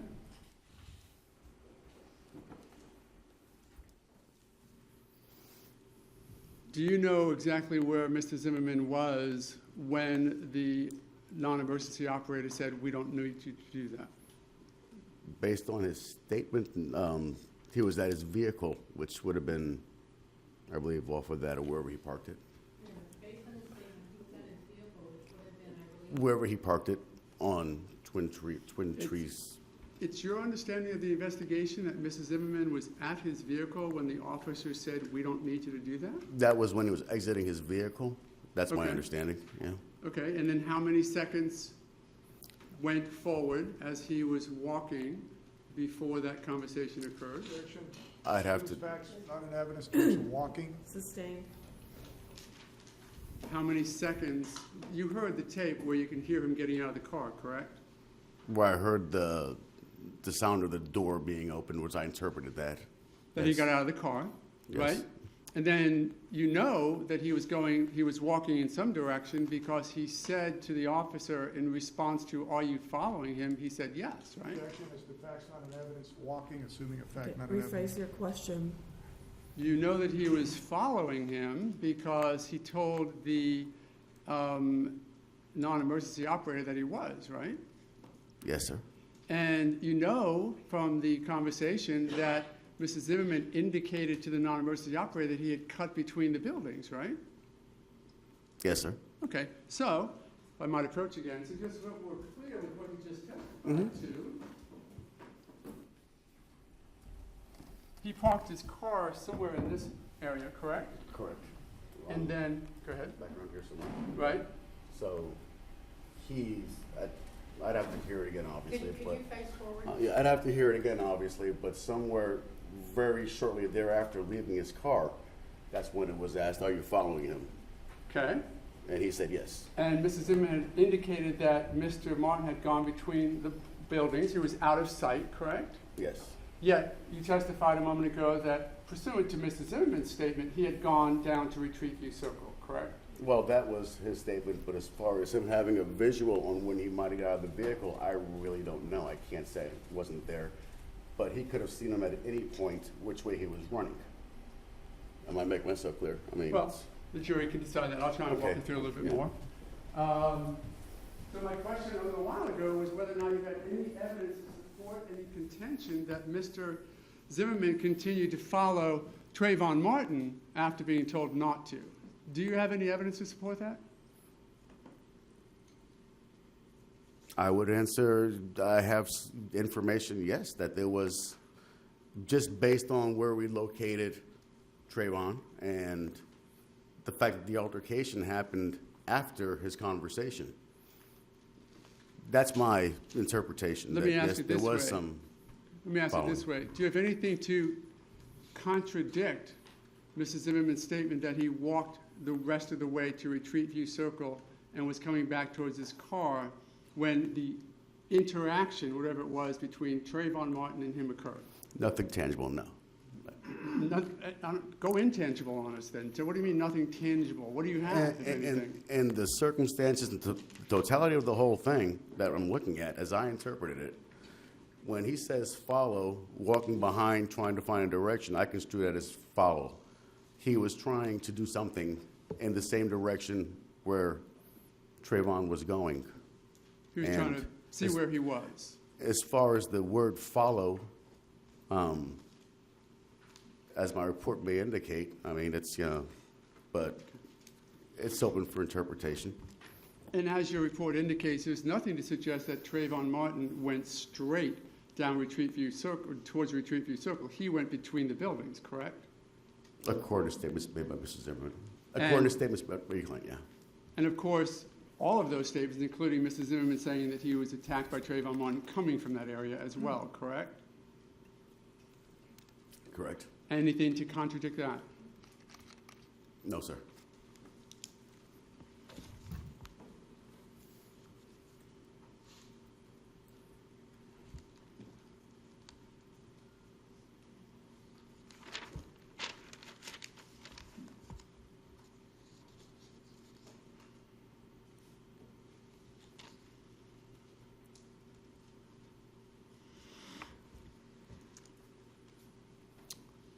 You understood from your conversation with Wendy Dorival, your knowledge of Neighborhood Watch, that if a crime is occurring, that you ought to call 911, correct? I don't recall talking to Wendy Dorval about it, but I may have. But yes, that's what you do. So if it's just a concern, like a suspicious person, you dial non-emergency, correct? Yes, sir. And if it's an actual crime occurring, you dial 911. If those are the instructions, yes. And which one did Mrs. Zimmerman dial? The non-emergency. Evidencing, would you agree that he was not concerned that a crime was actually occurring, just that he was concerned about somebody being where they may not supposed to be? Yes, sir. And in your experience and knowledge, did you think it was inappropriate for Mrs. Zimmerman to call non-emergency when he saw Trayvon Martin hanging out by between two homes in the rain, in the dark? Objection as to calls for speculation on his part. Sustained. You want to ask him for Rephrase your his, question. okay. In your opinion, I don't want you to speculate as to what, but in your opinion, was that an appropriate, from law enforcement experience, was that an appropriate occurrence for him to contact non-emergency based upon seeing somebody who he didn't know at night in the rain between two homes, not walking away, just standing there? My objection is to assume that those facts are accurate and truthful. The jury, Okay, you can answer the question. That would be reasonable to Reasonable, call correct? non-emergency. matter of Yes. fact, if you were driving an unmarked car past that at that precise moment and saw Trayvon Martin there, standing between two buildings at night in the rain, not moving, maybe even looking into a window, would you have stopped and talked to him? Not just based on his presence. No, I would not. And why not? He might live there. But the question is, would you stop and ask him? Not just based on what you observed, no. You agree that police, at least, are supposed to look into situations that might be suspicious? If brought to the attention by a citizen, yes. I'm sorry? If brought to the attention by a citizen, such as Oh. George Zimmerman, yes, we are obligated to. So you wouldn't do it on your own? If on routine patrol, I can't say, maybe.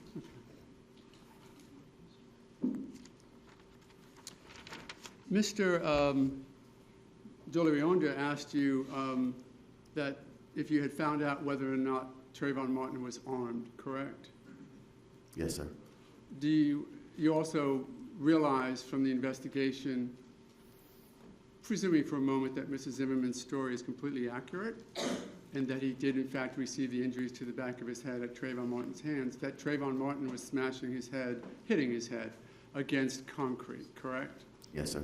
Do you consider that to have armed himself with the concrete? Yes, sir. So, though he may not have been armed when he was walking, he certainly armed himself with something that could cause great bodily injury or death by hitting the head against concrete, correct? Yes, sir.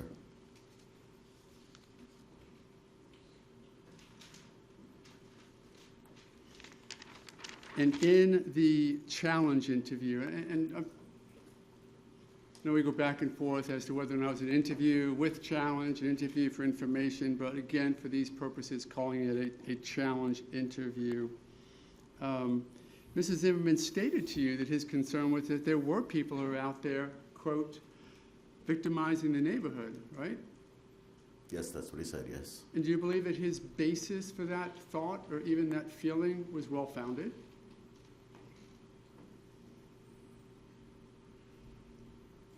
Let me ask it this way. How many burglaries had occurred in that neighborhood in the past 4 or 5 months? I don't have the exact numbers, sir. Would you consider it to be a rash of burglaries? It would depend how many we're talking about. I don't know. Well, limiting to the extent of what you looked into. I know you looked into Emmanuel Burgess, and he was, right, he was arrested a couple of weeks before. And Yes, there were sir. other burglaries that you were aware of, correct, within the last few months before this event? I'd have to refresh my memory as far as the number, as to consider it a rash of burglaries. To consider it a rash of burglaries or a crime spree, but I guess in his mind, yes. And of course, burglaries are what occur when the people are not at home, correct? Repeat, please. A burglary that we're talking about now are those where the people are not at home when the crime occurs, correct? Correct. It's called burglary of an occupied dwelling or a home invasion when somebody's home, correct? Yes, sir. And that happened here as well, didn't it? Yes, sir. A woman, and you were aware in your investigation that a woman and her, I think, 4-month-old child had to hide in a bedroom closet while 2 guys downstairs took out her TV, laptop, and other items. Yes, sir. And that was only weeks before February 26th of 2012, correct? Yes, sir. And it may have been months before, a couple of months before, Yes. if I said weeks. It had occurred, though.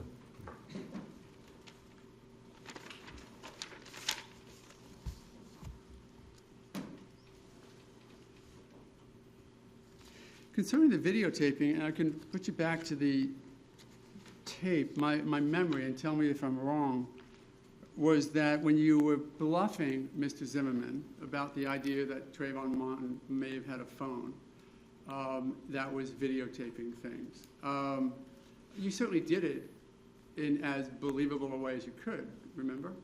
Yes, sir. You know how to get it across to him, correct?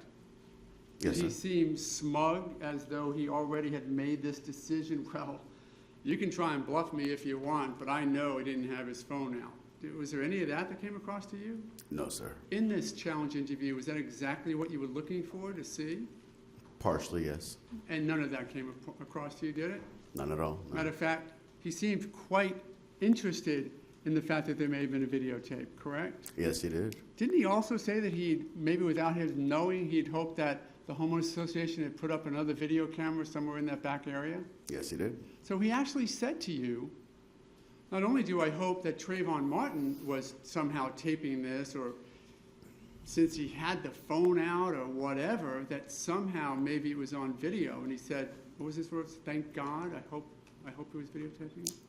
Words to those effect, yes. He even said to you, well, maybe it's being videotaped from somewhere else. That maybe homeowners association had put up a camera going right down that dog walk that I wasn't aware of, or for that matter, any one of the dozen neighbors may have had a video camera out, correct?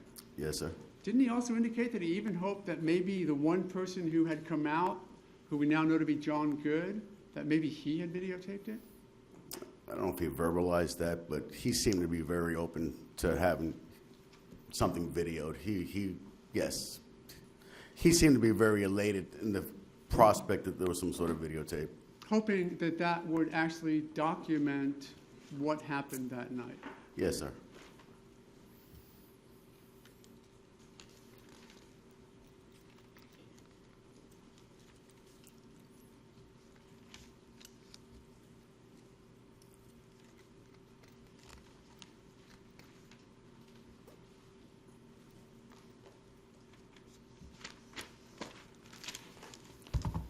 Another challenge that you did, just a moment for my own, another challenge.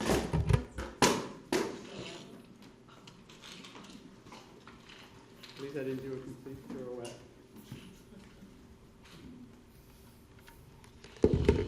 And I said, excuse me first. Thank you. Another challenge that you did to Mr. Zimmerman was concerning this question about the hands over the face, correct? Because Yes, that sir. was a concern of yours, right? Yes, sir. Because he had said he placed his hand over my face at one point. I really thought he was suffocating me. Words like that, correct? Yes, sir. And yet, on the screaming of the 911, there wasn't a great deal of muffling. Would you agree? No, sir, there was not, yes. And had there been muffling, then it would have even been perfectly coordinated with what Mrs. Zimmerman told you, because then the suffocating, muffling would have shown up on the tape. But in this case, it didn't, correct? Correct. You would agree that the screams are from one person, correct? Based on our interpreted, yes. Okay. Yeah. And that they were just that, screams, stop, scream, stop, correct? Yes, sir. Okay. And I think you said that you also believe Mr. Zimmerman may have exaggerated as to the number of times getting hit, correct? Yes, sir. Mr. Delarosa brought that up again as an exaggeration, right? Possible, yes. Yeah, I think we talked about it as to how it might be perceived when you're the one getting hit, correct? Yes, sir. Okay. May also be that you perceive getting smothered even when somebody has your hand on their broken nose. Possibly, yes. Okay. May have actually had a hand on his mouth or nose, but just not enough to interfere with Mr. Zimmerman's continued screams for help, correct? Correct. So even though you challenged him on that to try and come up with an answer, and he told you, I don't know, right? Correct. Did he change his story at that point, realizing that now you got him on a fact, and just say, well, actually I turned over and I was screaming the other way, and that's what? Did he do any of that? No, sir, he did not. He just basically said, I think he had his hands on my head, right? Yes, sir. I think he was trying to stop me from Yes, sir. breathing. And it hurt. Yes, sir.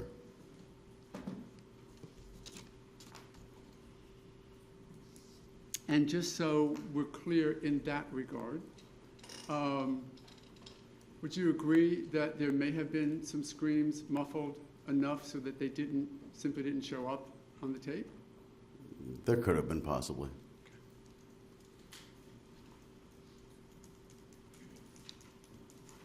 With that last challenge, call it the suffocation challenge, was there anything in that challenge of Mrs. Zimmerman that you thought then was problematic? The way he answered it? No, sir.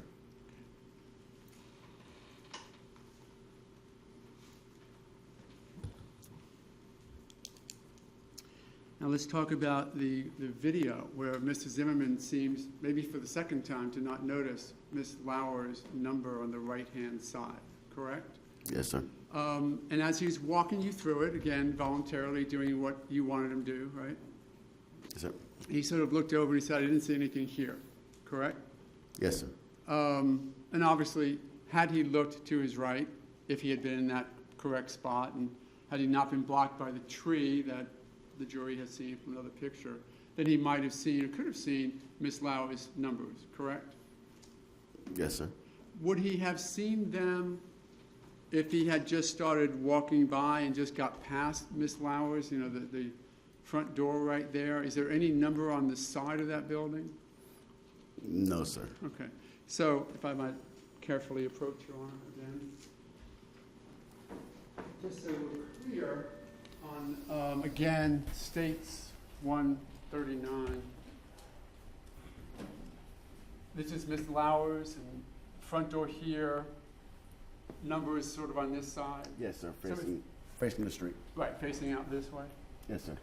So if Mr. Zimmerman had gotten to this point or was looking around, doing whatever he was doing, as soon as he got to somewhere in this point, he would not have a line of sight to I'm those. going to object to misstating what Mr. Zimmerman said on video as to where he was when he didn't or did see the address. Okay.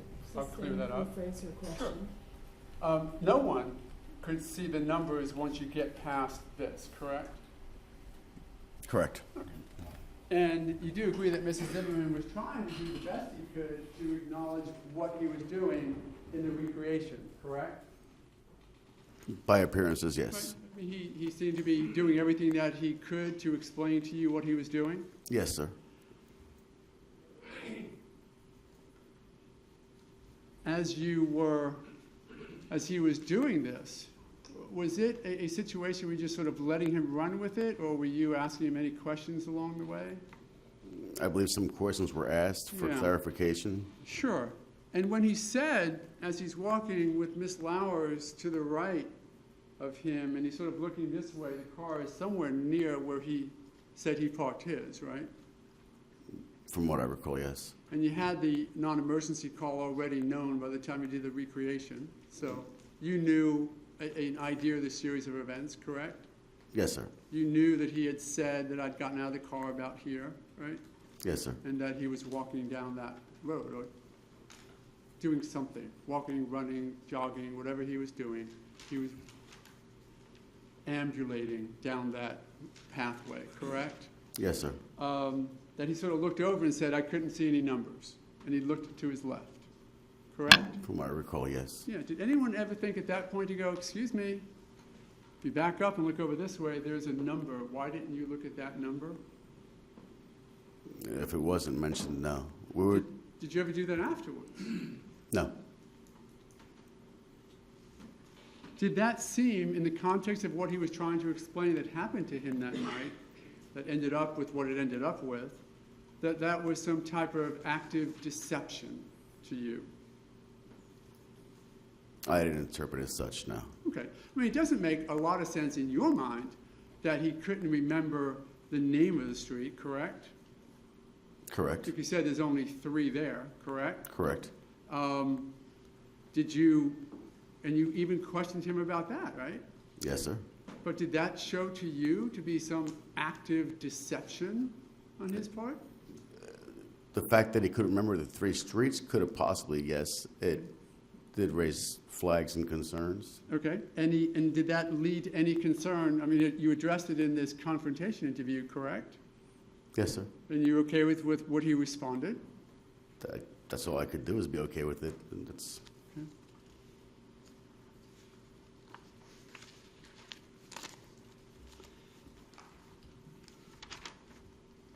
And then you were questioned about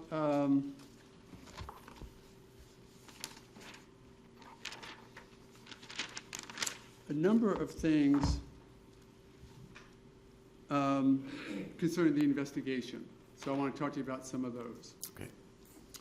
The medical examiner's report. You had a chance to review that, correct? Yes, I have. Okay. And the medical examiner's report and its findings were consistent with Mrs. Zimmerman's story, were they not? Yes, sir. Okay.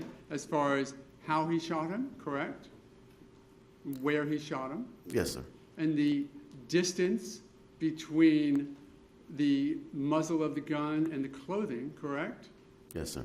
And also that there was a gap of a few inches between the clothing and Mr. Martin's chest, correct? Yes, sir. Evidencing that though the muzzle of the gun was up against the chest, up against the shirt, that the shirt was not up against the chest, that there was a few inch difference, Yes, sir. right? And didn't that support the contention that Mr. Martin was hanging over Mr. Zimmerman, his shirt coming forward when the shot was fired, It did. right? Yes. Because had he been standing up, as I am now, the shirt would be up against the chest, probably, right? Probably, yes, And sir. if I lean over, my shirt is going to fall apart from my chest a few inches, and that seems to be how it was, correct? Yes, sir. The medical examiner's report, however, does not support a contention, an allegation that Mr. Zimmerman pressed that gun against Trayvon Martin's chest before he fired it, does it? Not from the one I Matter read. of fact, the known evidence completely contradicts that type of a suggestion, doesn't it? From what I understand, yes. So no pressing of the gun against the chest, was there? Not based on evidence that I've read, no.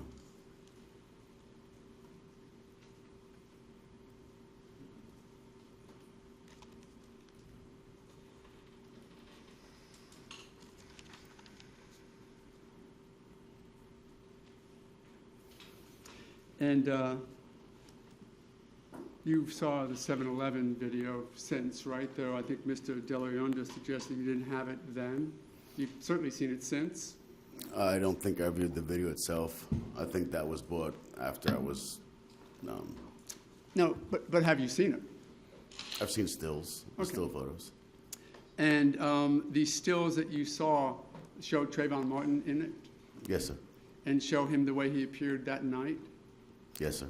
So when you say that certainly in the autopsy photograph that you wanted to show Mr. Zimmerman, which again was part of the challenge interview, correct? Yes, sir. You hit him with something sort of emotional and to ground him that he had caused the death of this person? It was graphic, yes, sir. And that's the purpose of it, right? Yes, sir. Okay. But the picture of Mr. Martin at 7-Eleven, would you agree that that shows somebody at his height, whatever that might have been, in the shoes and the hoodie, and wearing the outfit that he was wearing, that he did not look in the 7-Eleven video to be the skinny kid that you showed the picture of to Mrs. Zimmerman, correct? Correct. Much larger looking individual? I would agree with you, yes. Okay. My height or so? I'm Correct. 6'2", right? Yes. If I was wearing a hoodie and had his shoes on, correct? Yes.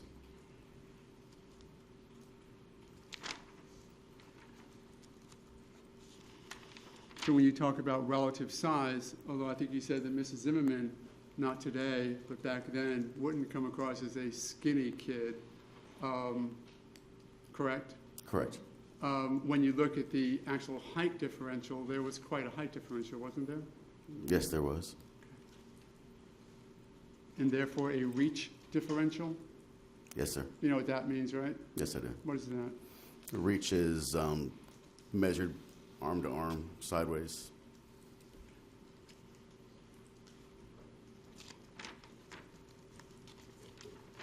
I might have a moment, Your Honor.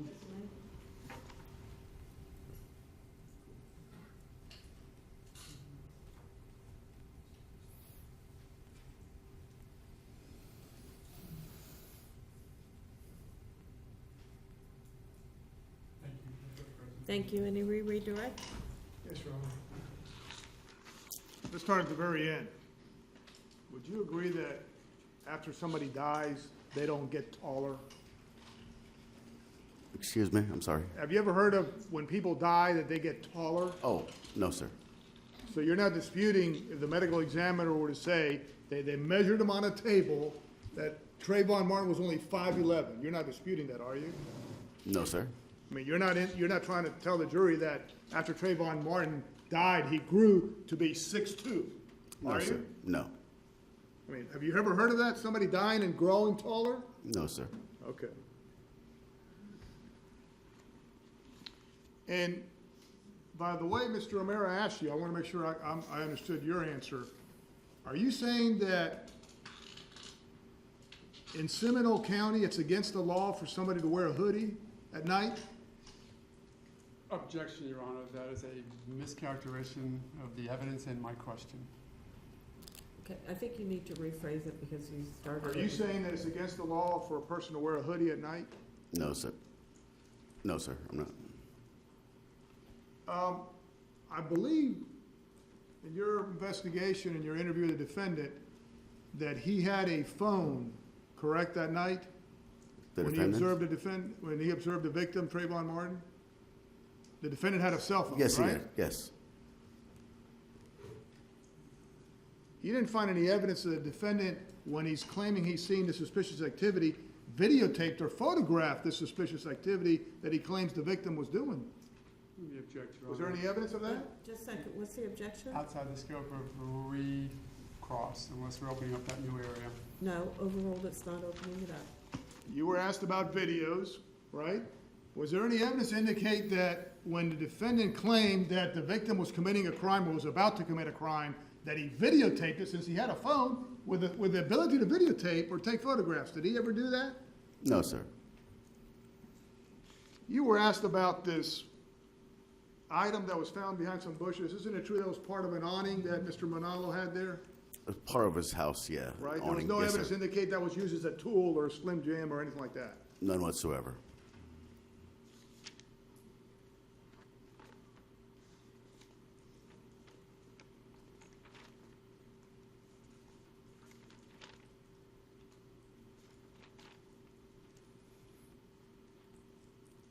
And you would agree that an expert, or if he's qualified as an expert, a medical examiner or assistant medical examiner would be better qualified as to the findings that he made versus you saying what he said?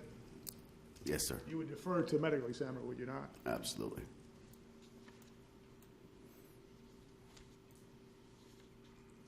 Mr. O'Mara asked you some questions about the burglaries that were being committed out there at Retreat Twin Lakes that you investigated or determined there was some, right? Yes, sir. And that the defendant had made calls about them, right? Yes, sir. Okay. And I think Mr. O'Mara referred to it as a black male, right? At least one of them he referred to. Did you know whether the other individuals he had called on were black males or not? From what I recall researching, yes. From what I recall researching then, yes, they were. Mr. O'Mara asked you a bunch of questions about the word, pardon my language, asshole. And did I understand you correctly to say that that is a derogatory term in describing somebody or referring to somebody? In my opinion, yes.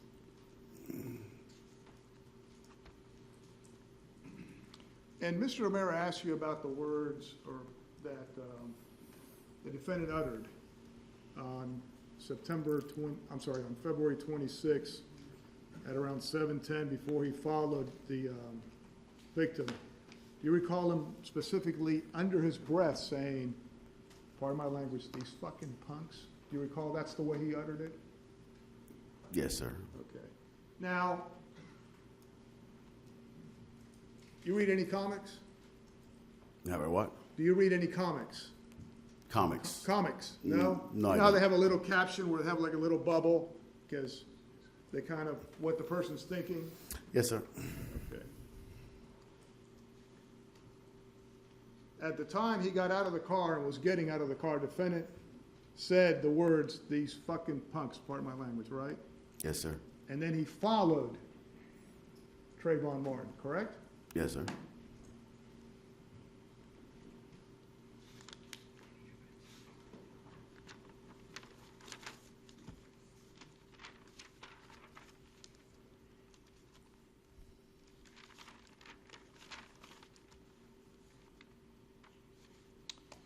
Mr. O'Mara asked you a few questions about suffocating. Do you recall being asked questions about that, suffocating?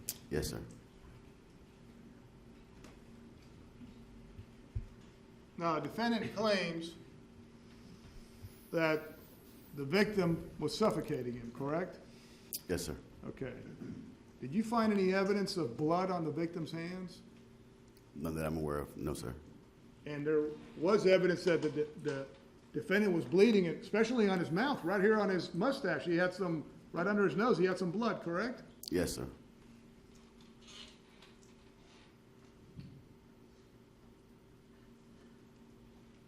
May I approach the witness, Your Honor? I'm not going to hit you, but You can hit me. That's if I can, and I'm hitting you, correct? That's what the defendant's claiming, that I'm suffocating you and I'm not going to put my hand in your mouth. that's fine. Would you have your hands like that, just like this? Or would you be fighting me? I'd be fighting you. I would fighting you. Make sure you got that. Did you find any blood or anything on the defendant's hands? No, sir.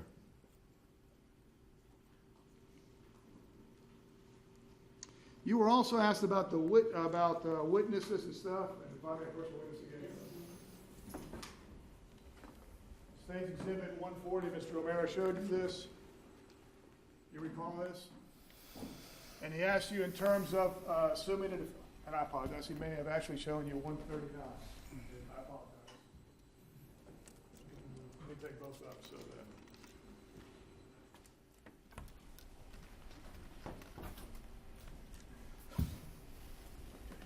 139, he asked you about assuming the defendant's story is correct in terms of where the altercation had, et cetera. Yes, sir. Did you have some evidence that possibly there was something going on behind these houses here, the Bajador's house? Yes, sir.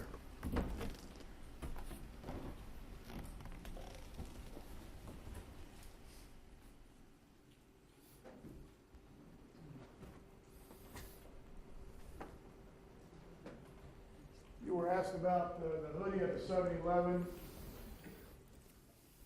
I'm not aware of, but what law states that an individual can't go into a 7-Eleven with a hoodie? Is there some law that I missed? No, sir.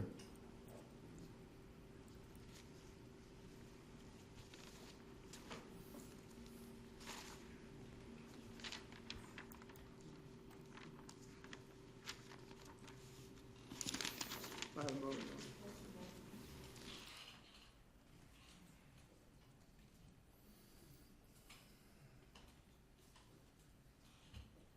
And finally, you did not have the phone records in terms of Trayvon Martin or Rachel Gentile's, right, the lady you did not know he was talking to determine whether it was accurate based on when the defendant's phone finished or not. No, sir, I did In not. other words, you didn't have the defendant's phone records either, did you? No, sir. And I'm talking about in the February 29th interview. I apologize. I was assuming that, yes. Thank you. No further questions. Thank you. You know, we've been here almost 2 hours this morning on cross, redirect, recross, re-redirect. And now you're seeking to re-recross. I will give you 5 minutes. It's the state's witness, and the state will then have another 5 minutes on redirect.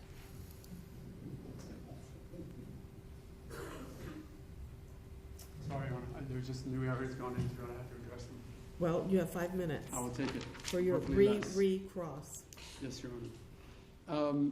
Now, as far as any blood on Mr. Zimmerman's hands, of course, when he got to you, he was already cleaned up by EMTs and he had washed himself at SPD, correct? Yes, sir. You wouldn't expect to find blood on his hands at that point, would you? No, sir.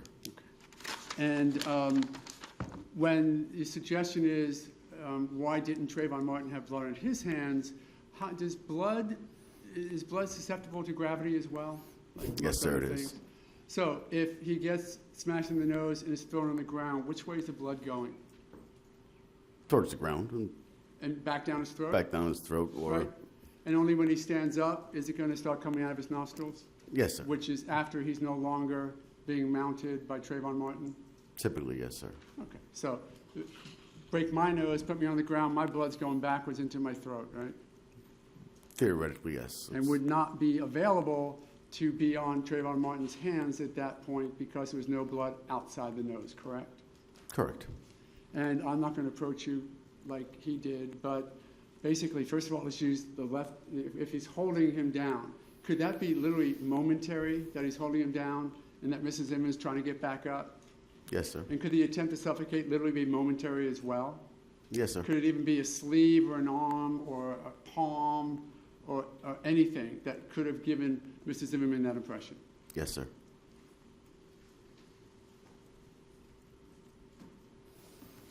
Thank you, Your Honor. Thank you. You have, I think I'm only going to ask 2 or 3 questions. thank you. May only ask one. Right now, it could be raining outside, right? Yes, sir. And that would be pure speculation on your part, would it not? Yes, it would. Thank you. Okay, thank you. Officer Serino, you're excused from the courtroom, but you're subject to being recalled. Thank you very much. Ladies and gentlemen, I think we'll take a 15-minute recess. If you'll please put your notepads face down on the chairs and follow the deputy back into the jury room.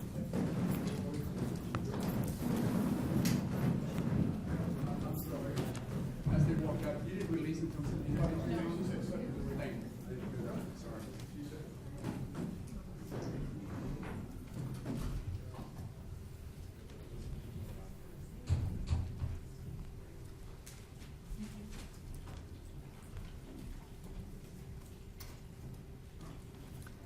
Please be seated, and I did tell him it was subject to being recalled. Is there anything we need to take up before we recess for 15 minutes? No, Your Honor. No, Your Honor, thank you. I have a motion on filing at this point, Your Honor. It certainly doesn't need to be adjourned. addressed right this minute. Okay. But it's in response to a motion the state filed yesterday. I don't know if they've noticed it for hearing or not. I haven't received any notices for hearing, but we'll go ahead and take your motion. Thank you.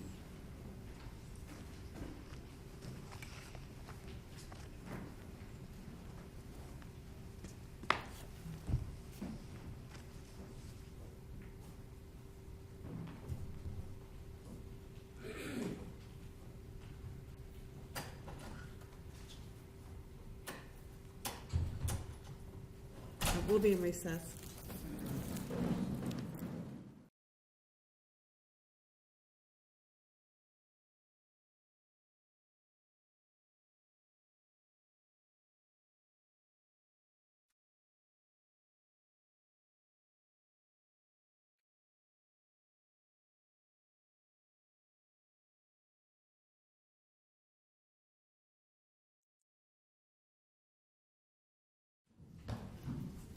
Please be seated. Court is in session. Are we ready for bring the jury in and your next witness? Yes, Your Honor. Will you call Mark Osterman? Well, we'd have to get the jury in first. That's okay. Let's go ahead and bring the jury in. Oh. Trish.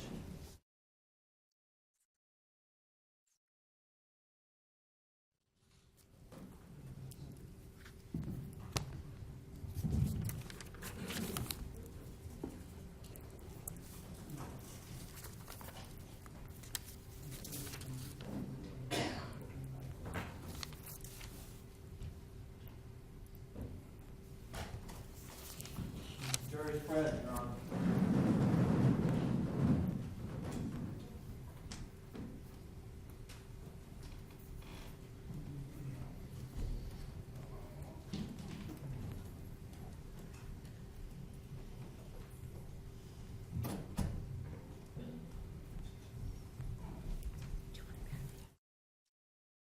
Please be seated. And please call your next witness. Today we call Mark Osterman.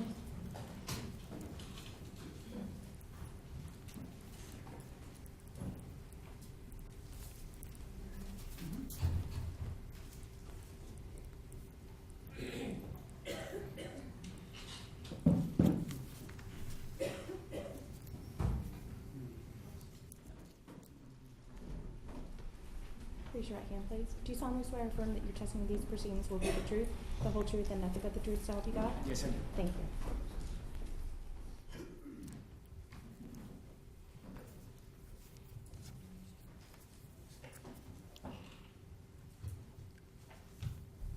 You may. Yes, you may. You state your name for the record, please, sir. Mark Osterman, And could you spell your last name? Osterman. And do you work for a federal agency, sir? Yes, I do, the Federal Air Marshal Service, Okay. How long have you been so employed? since December of 2001. Okay. Do you know a person by the name of George Zimmerman? Very well. Okay. And is he seated here in the courtroom today? Yes, he is. See, the person just stood up. Yes, he is. Your Honor, the record reflect the witness identified defendant, George Zimmerman. The record will so reflect. And how long have you known him approximately? At least 5 years. Okay. And you knew him back in February of 2012, is that correct? Yes, I did. Okay. And would you consider him a very good friend? Best friend I've ever had. Okay.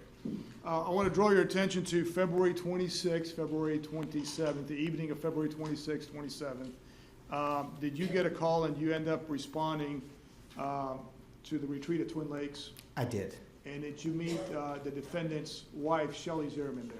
I did. Okay.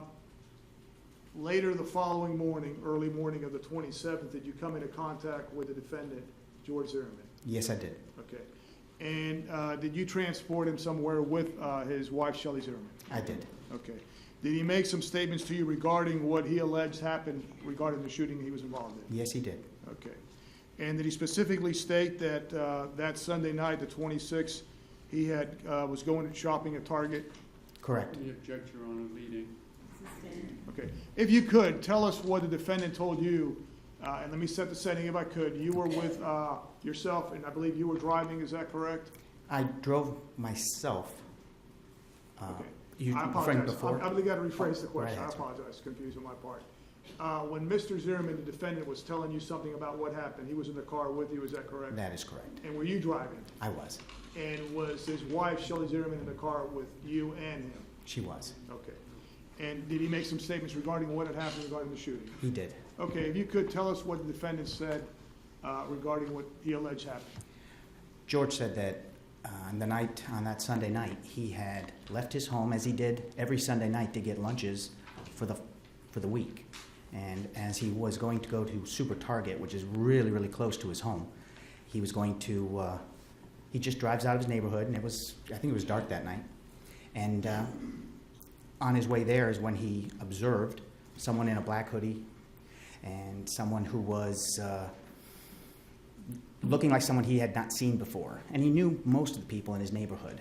So he had observed someone walking through the neighborhood with a hoodie on, looking either into windows or looking into around residences and such. All right, let me interrupt you if I could. Did he describe the individual he said? He did. How did he describe him? Tall, about 6 foot, and about slender, Okay. slender build.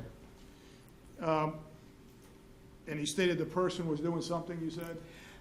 He said walking through between two sets of townhomes, when you look to your left and right, you would look into windows.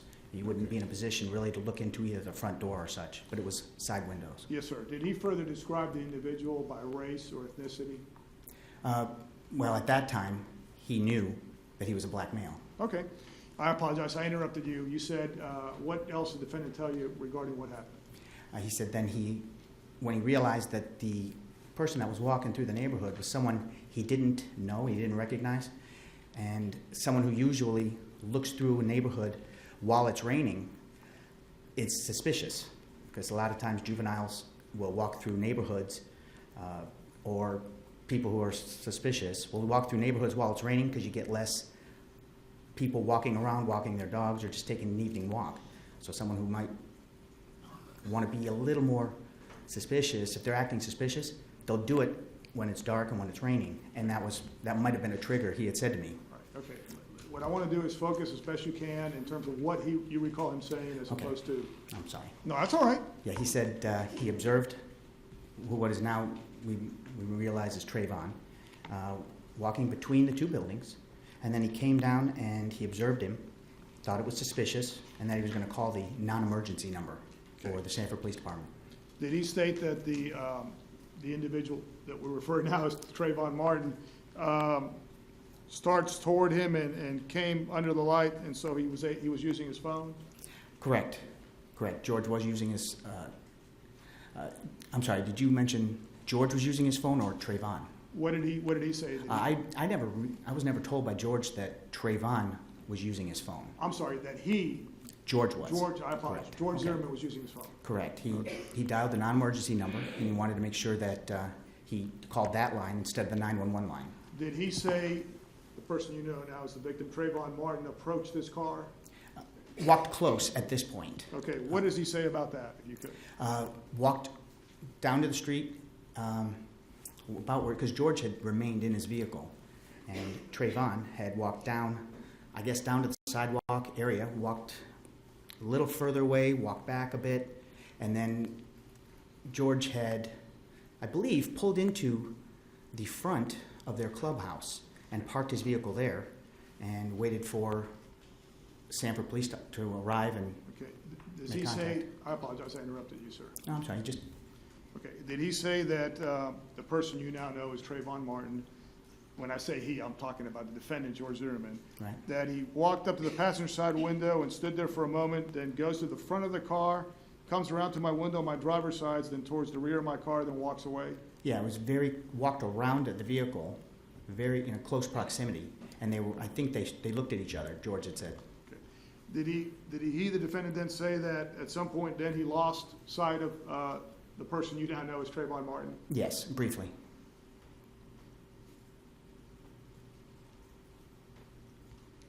And do you recall then in terms of Mr. Zimmerman, the defendant, saying that he was talking to the dispatch or to the non-emergency person, correct? Yes. And did he tell you that terms of whether he was asked, are you following him, and he answered, yes, I'm following him, but he didn't see Trayvon Martin at that time, was looking for him? Well, there's kind of two, as George described it to me, there were kind of two phases of the contact. The first one was when he first saw him, and then he pulled into the clubhouse parking lot.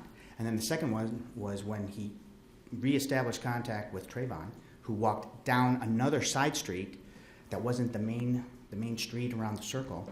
And then he backed his car up, and then he tried to keep a visual contact with him, so he followed him with his car. And he didn't get out of his vehicle until he lost visual sight of him. And then do you recall the defendant telling you that the officer or the dispatcher, I use officer just because they're with the police department, saying to the defendant that we don't need you to follow him, and he said, okay? Correct. That was at the point where he had already gotten out of his car first. And as he described it to me, there were two reasons for getting out of the car. First, he didn't know the street. I guess he was on that center street. It's a smaller street. He didn't know the actual name of it, so he got out of his car to try to establish a visual contact, to try to direct the police officer in to meet with Trayvon and dispel his suspicions, and to find the exact address. Because as a police officer, you always want to know the exact address of where you're going. All right, and then he told you, I'm sorry, the defendant, I apologize for using pronoun, that he started walking and then he put his phone somewhere? He put his phone in his pocket after the dispatcher told him they didn't need him to follow him, so he was going to walk back to his vehicle. Okay, and then he said something happened at that point? He told me that as he was walking back to his car down the dog path, that Trayvon had confronted him, had walked towards him and confronted him, and they had a verbal. Okay, and what do you recall a defendant telling you that Trayvon Martin told him, and what did he say in response? He cursed. I'm not going to curse here today. He said, do you have a problem?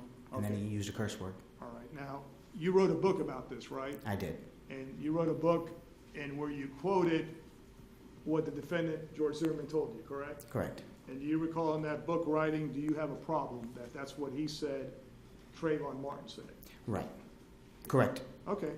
And you didn't put in that book anything about a curse word at all? I believe I did. You did? Okay.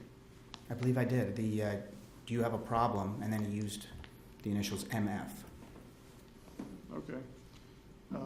May I approach the witness, Your Honor? Yes, you may. I'm going to show you your own book. And unless I got the wrong page, I'm on page 28, counsel.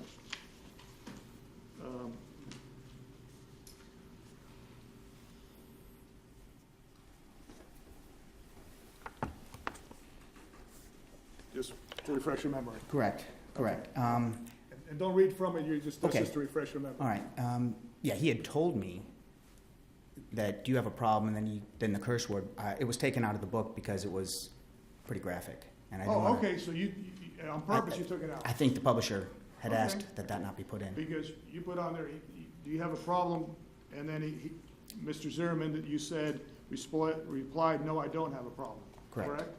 And it was But correct. you believe the words were actually what now, that the defendant said? MF. Okay, so these juries have heard, so just for the record to be Okay, clear. I just He don't said, do you have a problem, motherfucker? Correct. Okay.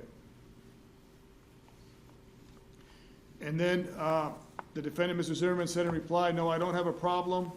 And then Mr. Trayvon Martin replied? You do now. Okay. And the defendant claimed that Trayvon Martin, was coming at him at that time? He was very close, probably within an arm's or 2 arms reach. Okay. And George lost contact And visually. And I apologize. Okay. I I'm sorry, go right ahead. interrupted Go right ahead. No, he, as George was reaching down to get to his phone to reestablish contact with the dispatch, that's when physical contact happened. So the defendant told you that he has these words with Trayvon Martin, Correct. and then he said that he went and reached for his phone in his pocket. Correct. Looked And so- down. I'm sorry, he looked down. He looked down to reach to get into his pocket. And at that point is when Trayvon Martin hits him? Struck him in the nose. Okay. So the defendant claims he looked down, and that's when Trayvon Martin hit him. Well, he looked down got his phone, and he said as he looked back up, he lost visual contact for maybe a second. To get his phone out of his pocket, he went like this, and as he looked up, the punch came squarely in his face. So did the defendant say he took the phone out or left it in his pocket? I don't remember that. Okay. I don't remember.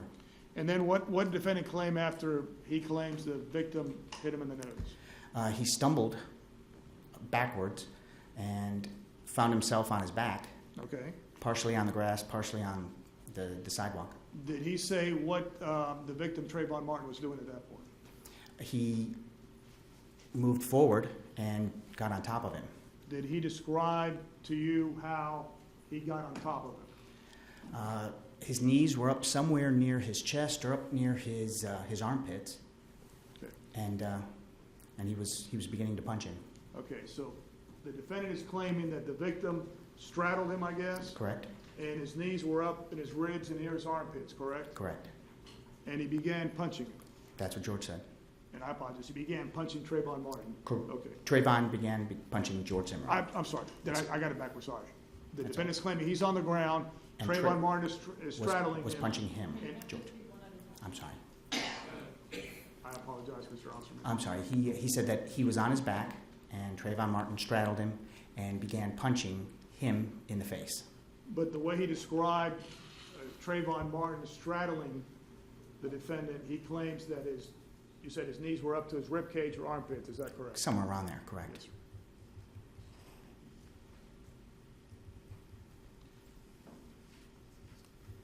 Then he said, what? Well, George began screaming for help at that point.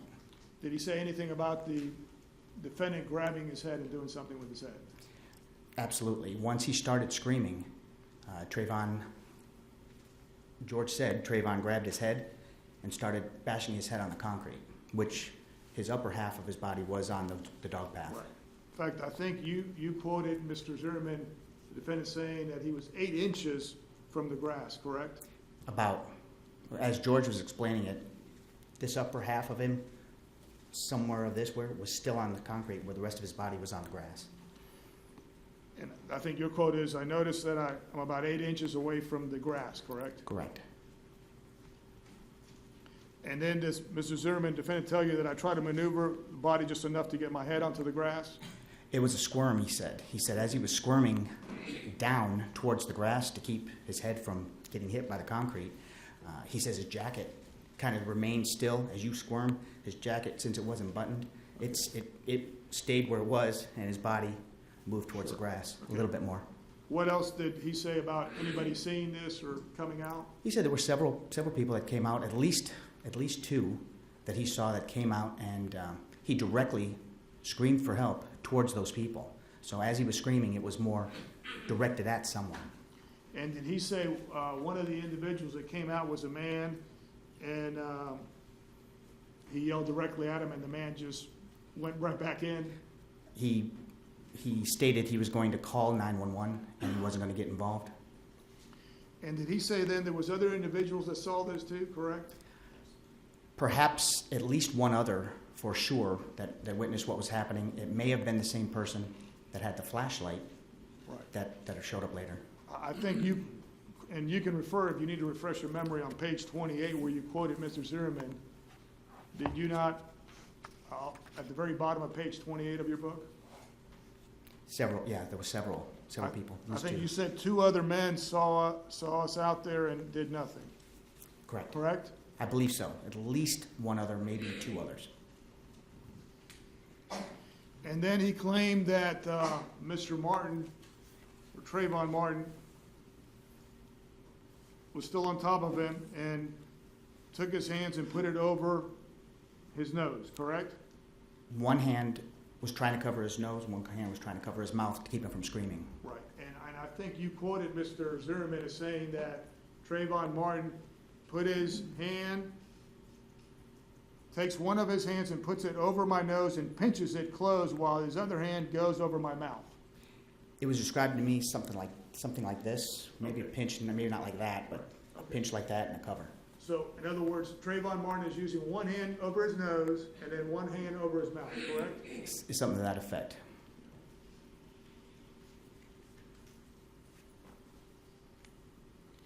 And then, what does Mr. Zimmerman, the defendant, say happened then? He said that because his jacket rode up a bit, that perhaps with the inside of his leg, he felt or looked down and saw that he had a holster and a firearm. Okay.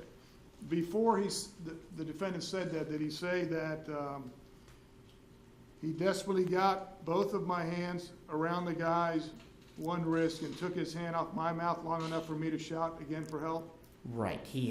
That was the main thing he did with his hands, was to try to clear his mouth. Because with his mouth free, he could scream and he could breathe. Okay. So the defendant is describing to you that Trayvon Martin's got one hand pinching or going with his nose, and then he's got the other hand over his mouth, right? Trying he can't breathe or Correct. Have I got that right? Correct. And then the defendant is claiming that he took his hands and removed at least one hand off of Trayvon Martin. Off of his own mouth. Okay. Defendant's claiming that he never hit Trayvon Martin at that time, or never just knocked him off of him, right? That was not described to me. Okay. And then the defendant told you he had a brief control of the wrist, but then he said, I knew when he felt the sidearm at my wrist with his leg, correct? Say that one more time, sir? For a brief moment, I had control of the wrist, but I knew when he felt the sidearm at my wrist with his leg. That's when he let go of the other hand let go, and he said that he went for the gun. Okay. Did he Grabbed say for it. Trayvon Martin went for the gun, correct? Grabbed for the gun. Okay. And I think you quoted him as saying he took his hand that was covering my nose and went for the gun, saying something at that point, correct? He did. He said, what words did he utter? He says, "You're gonna die," and he used the MF term again. I'm sorry, I don't like to curse in front of ladies. And for the record, he used the word, "You're gonna die now, motherfucker," correct? That is correct. And then, I think you got the defendant quoted as saying, somehow I broke his grip on the gun when the guy grabbed it between the rear sight and the hammer, correct? Could have been the leather, could have been the gun. Well, I think you quoted him on page 29, and refresh your memory if you need to, Correct. as, under quotations,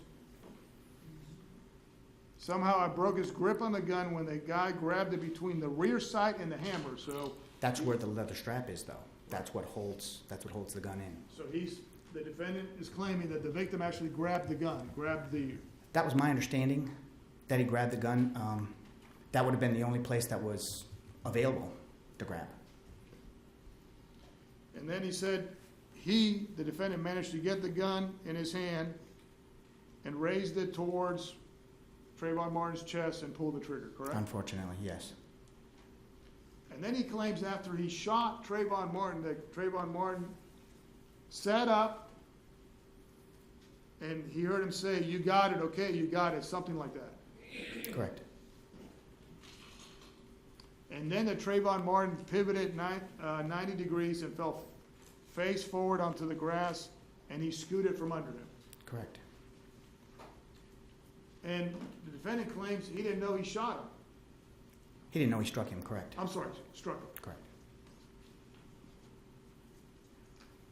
In fact, the defendant went on to tell you that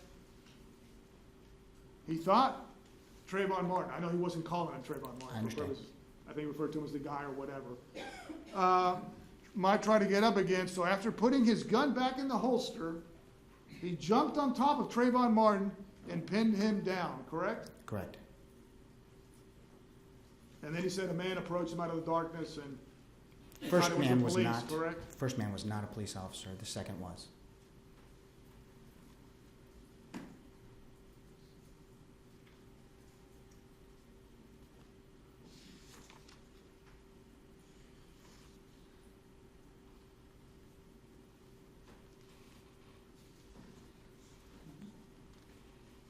And you recall also that when he's describing in terms of the first contact he had out there when he was calling the non-emergency number, that he said, we need you to get to a place where you can see him in terms of observing Trayvon Martin? Right. Well, that's he had said that he had to get somewhere where he could observe Trayvon or observe any subject that's in his neighborhood to be able to direct police officers to them. So whether he actually, whether the dispatch actually said, we need you to move to where you can see them, I'm not sure if that actually was what occurred. But he had said that his instructions from Sanford Police, whenever they came to their complex, was always to get to where you can observe and try not to make contact.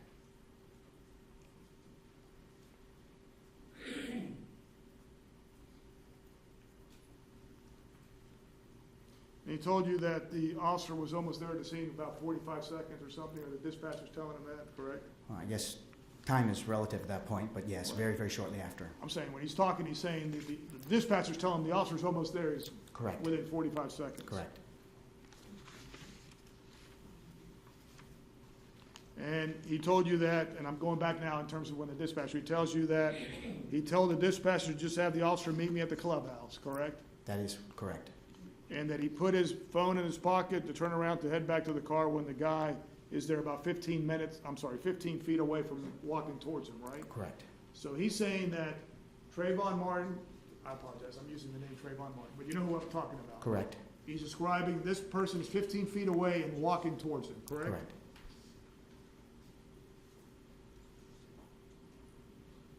And he says, do you have a problem? And then what occurs? You said he said some other words, MF, but you didn't put it in the book, correct? Correct.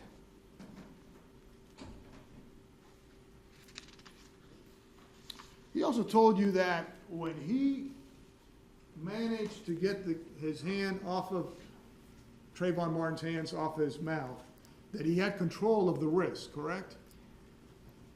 To some degree, to prevent him from putting it back over his mouth, yes. Right.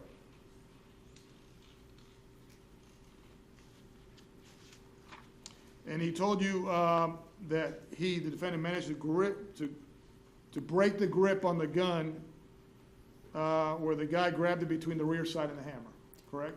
Whether it was the gun or the leather casing or just reaching down there and grabbing something. Right, but I He think, broke the grip of the gun or the holster. now, you didn't refer to the holster when you wrote it down in the book, correct? You just put gun. Correct. Right. Because Okay. the holsters, that's exactly the place where the holster holds the firearm in place. So whether it was actual firearm or holster, I didn't see a difference. If someone grabs a hold of the holster or grabs a hold of the gun, their intent is probably the same. And the defendant's telling you then that he shot at Trayvon Martin, but he didn't know whether he struck him or not. He Correct. thought the shot went wide, correct? He did say that.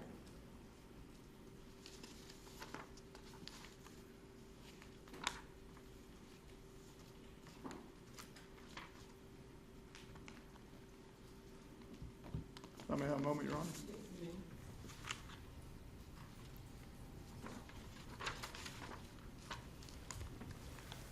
I don't have any further questions. Thank you, Cross. Yes, thank you. Morning, sir. How are you? Fine, sir. How long have you been in law enforcement? Since 1992, Pretty much a career for you? it is.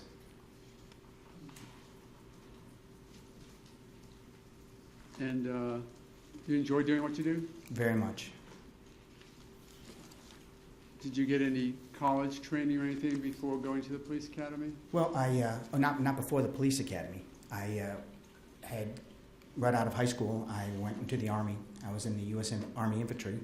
And when I got out, I then applied directly to the Daytona Beach Community College Police Academy. Completed that and then been in law enforcement ever since? Correct. And you've discussed your career with George Zimmerman, have you not? In detail. And it was actually you who assisted him when he decided that he needed a firearm, correct? That is correct. And did he tell you the reason why he wanted to get a firearm? He asked whether he should or shouldn't to start with. Okay. And I recommended that he should, that anybody who's a non-convicted felon should carry a firearm. That's your sort of life philosophy? That's my opinion, correct. Being armed is better than not being armed? The police aren't always there. And you then encouraged him to do that? I told him if he wished to go and go to a place that actually trains for the concealed weapons permit and to get that training. Which you know that he did, right? He did do. And that he actually got his concealed weapons permit? I believe him and his wife. Okay. And then they need to decide what weapon that they should, or he should purchase, correct? That is correct. And did he seek your counsel in that regard? He did. And Object is to beyond the scope of direct. Sustained. Okay. Let's focus then a bit more. How long did you know George?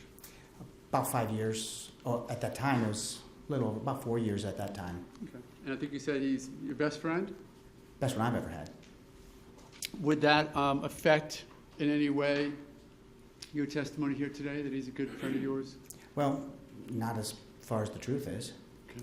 So you're going to speak the truth, good or bad, for Mr. Zimmerman? Correct.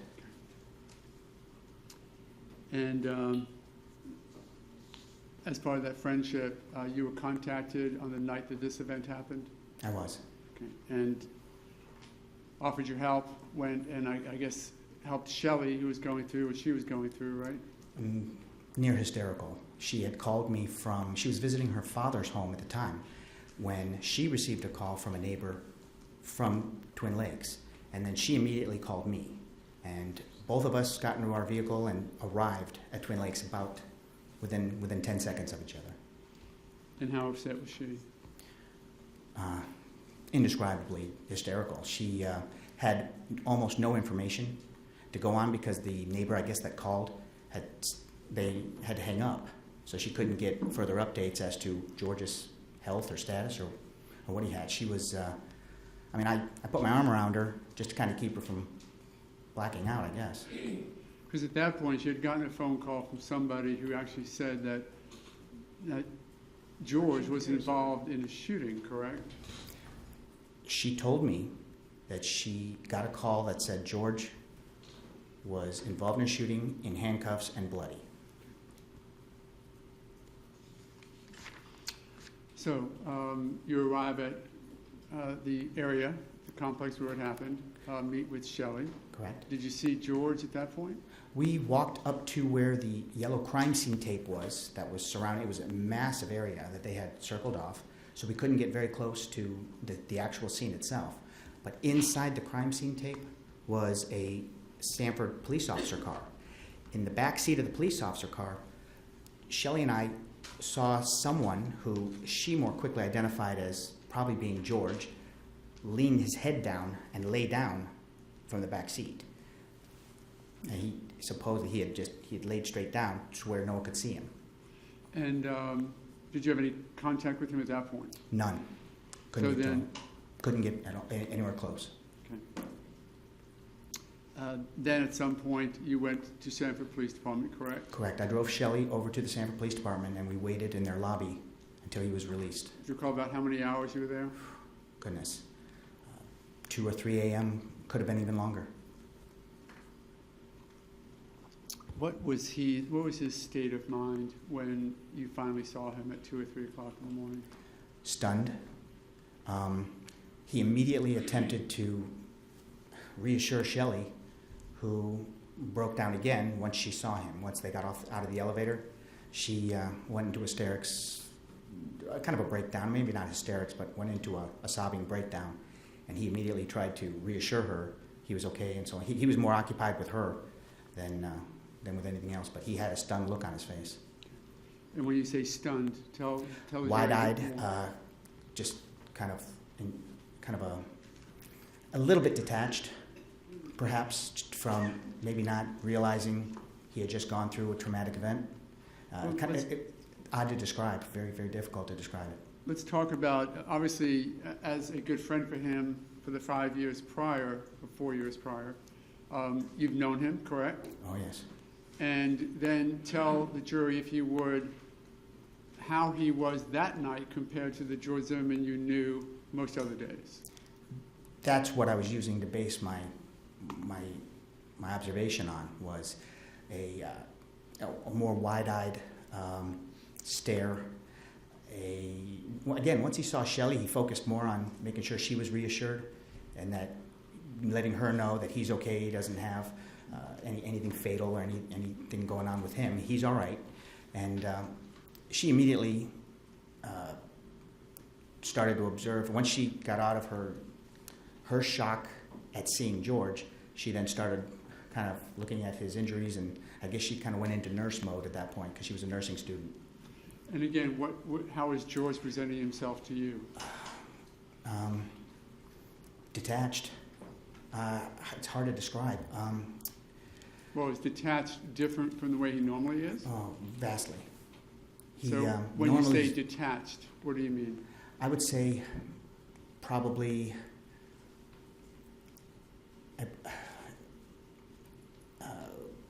when you feel like you've, it's hard to describe, sir. I would say he was probably in a position where he was not able to process. His mind wasn't, he wasn't answering questions, because I started asking him some questions about whether he needed to sit down for a little bit, right there in the lobby, and he didn't. He just, no, I just want to go. I just want to go home, kind of thing. And it was very basic. I don't know how to really describe detached, as in wide-eyed and really not processing what was going on. Did he seem to you to be non-emotional about what was going on? Coming right off of the elevator, well, he was tending to Shelley and her sobbing, her crying. So he was focused with that. When that went down, when Shelley actually transformed from a wife concerned for her husband to being a nurse, that's when he kind of had a blank stare.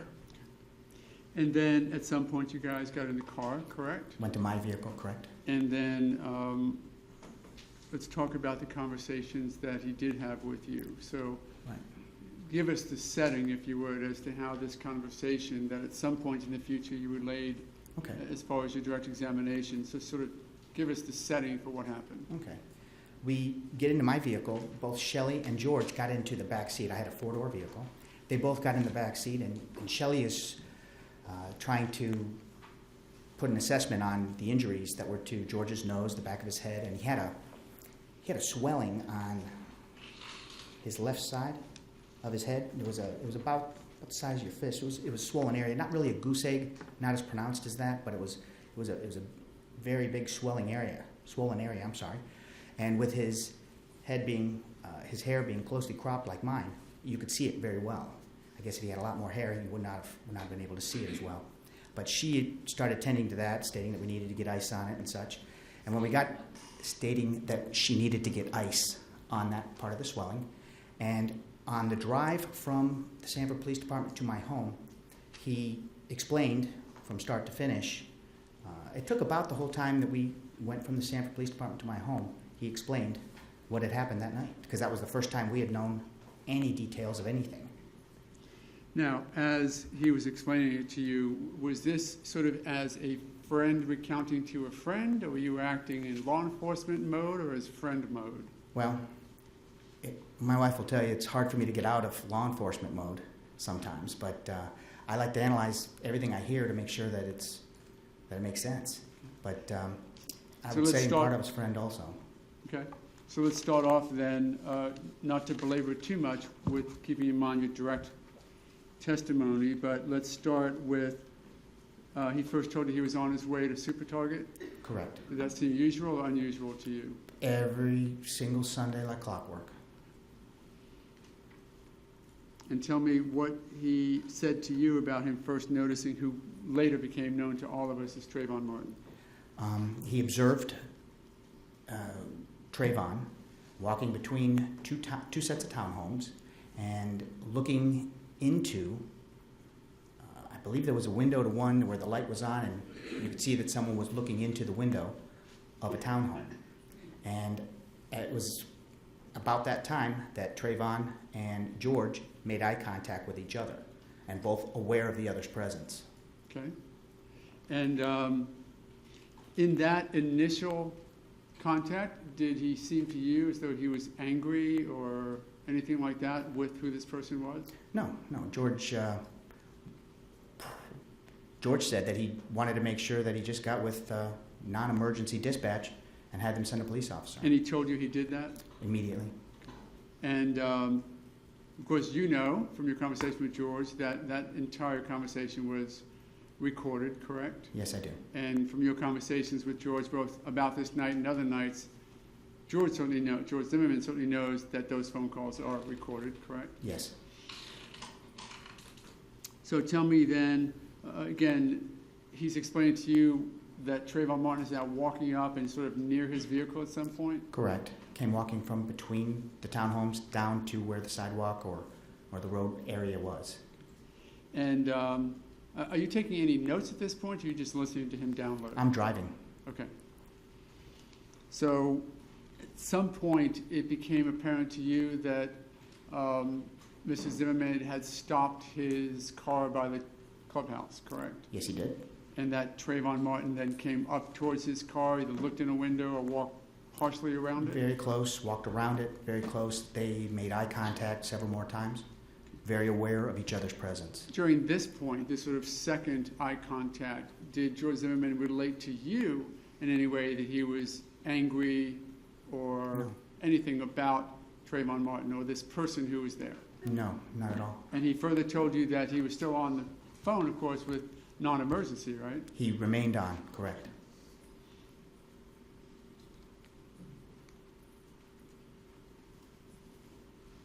So then we move forward to, I think you said that George Zimmerman did what he thought he should to keep Trayvon Martin in sight?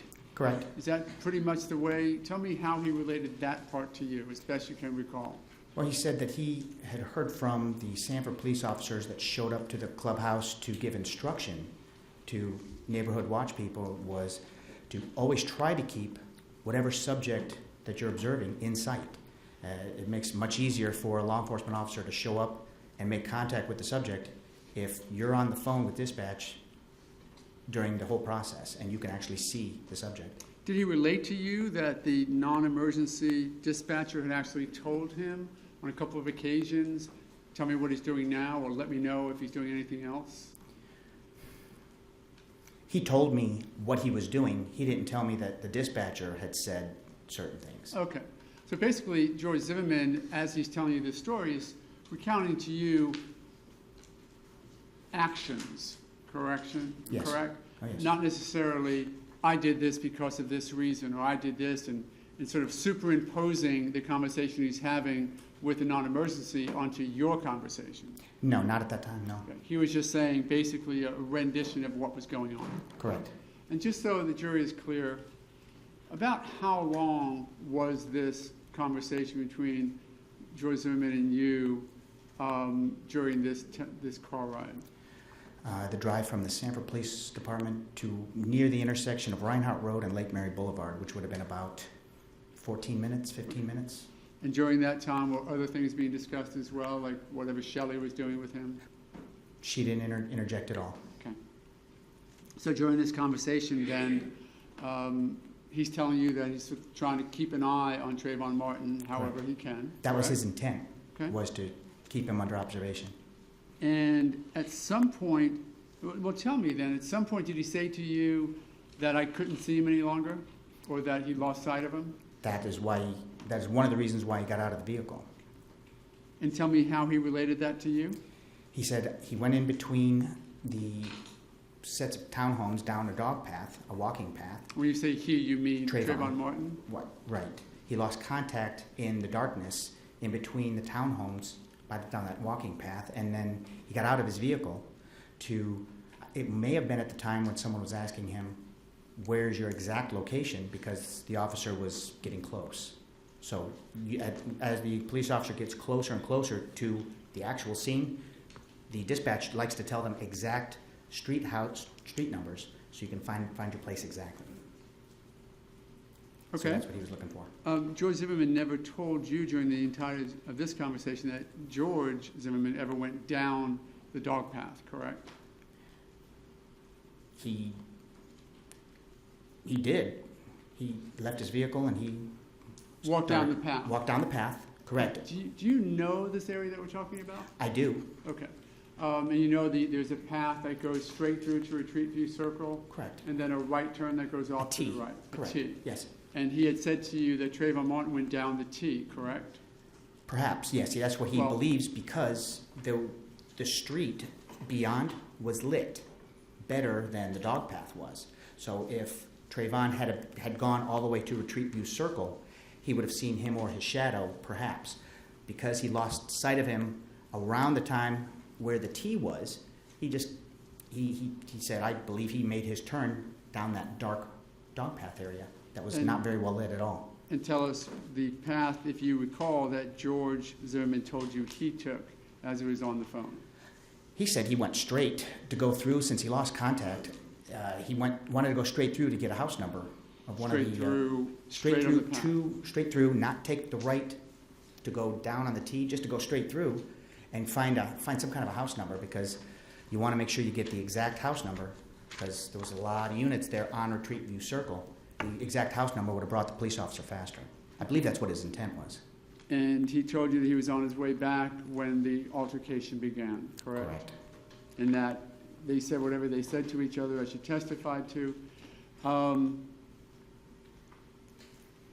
Just to fast forward, I think you said that you weren't taking notes during that event, correct? I was driving, correct. Have you ever talked to George again about the facts of this case, or was that the only time? One other time, I heard him relay the incident. And when was that? The next morning. Okay, and we'll talk about that in a moment. Okay. During the event in the car, when he said things like, do you have a problem, you do now, or no, I don't, are those, as best you can recall, the words that George told you he remembered from the night before? That is correct.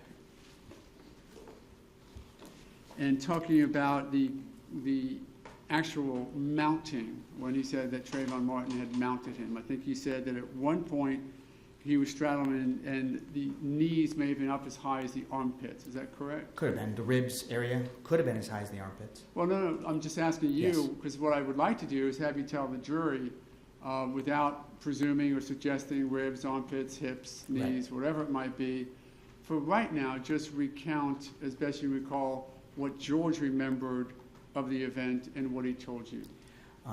Well, I guess during a struggle, I guess the position of his knees and legs would probably change with George squirming.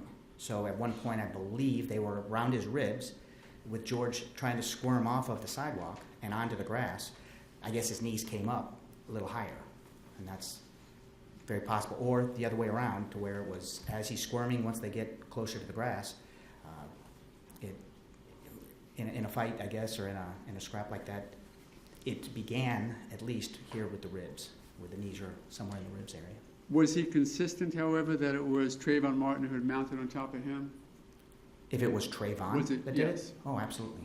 And was he consistent that it was he, meaning George Zimmerman, who was screaming for help? Without question. And he did tell you at some point that there was some hand over the nose, hand over the mouth event? Correct. But it was raining and it was slippery, I'm sure. Did he tell you how long that portion of the overall altercation lasted? 20 seconds maybe, 15, 20, 30 seconds. Did He didn't mention it. Well, again, I don't want you to No, he didn't mention assume, it. He did but not much- say how long. Okay. Did that, however, as he related it to you, seem to be significant as it was occurring to him, that he couldn't breathe for whatever length of time? Yeah, it was critical. And that somebody had a hand, Trayvon Martin, on the nose that had already suffered the previous injury? Correct. And as he was relating that to you, was that sort of a real focus of his? That was the focus. When he was losing oxygen, he felt he was not able to breathe, and that's why he was desperate to either clear an airway. And in your experience as law enforcement, would you agree that that's sort of a natural reaction to traumatic events? I would think so, every time I've seen it. And do people involved in traumatic events like that sometimes focus on particular parts of it? Almost exclusively to the omission of others. For example, car accidents, you might focus on the speed of the car coming at you and completely forget about other cars around you. Correct. Is that unnatural in your experience as law enforcement? No, it's typical. So when you go to a scene of an accident or shooting or just anything that you investigate, do you find in your experience that people often have sort of tunnel vision views of what happened to them? Sometimes very specific, correct. Does that mean that they're lying to you when they do that? Not at all. Why not? It's been proven that that is typical. Sometimes they'll focus in on one event to the exclusion of others. How about their ability to just recount events with any particularity at all? I'm going to object this beyond the scope of the rec. I haven't objected previously. It's the same.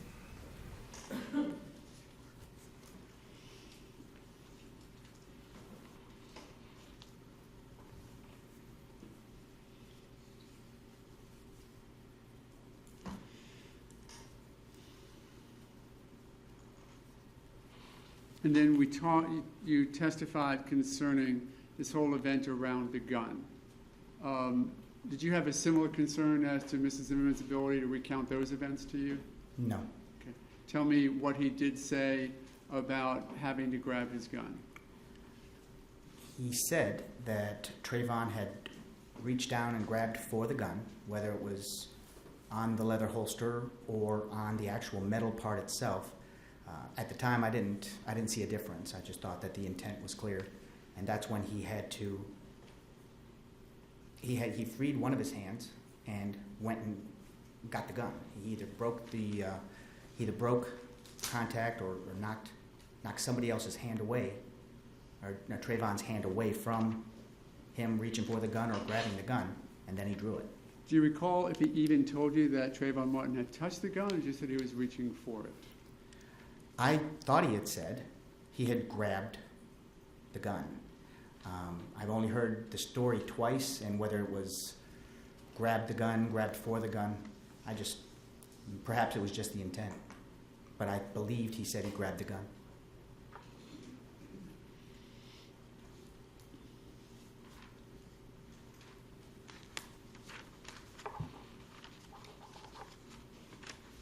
So, and then he told you the rest of the story as you related, correct? Yes, sir. About Trayvon Martin sort of saying something to him. Did that seem unusual to you, that someone shot could still say something? Yes. Oh no, that's very, very common. Unless you're shot in, let's say, the windpipe and in the vocal cords, you would be able to talk for maybe 6 to 8 seconds. Nonetheless, that George Zimmerman said that he had gotten off and actually held his hands out away from his body. He had gotten off of George, laid down on the grass, and George had jumped on top of him to pin his hands down and to, again, try to solicit some help from people that are around. And yet, when he let the hands go, Trayvon Martin may have brought them back under him. Was that the way it was presented to you?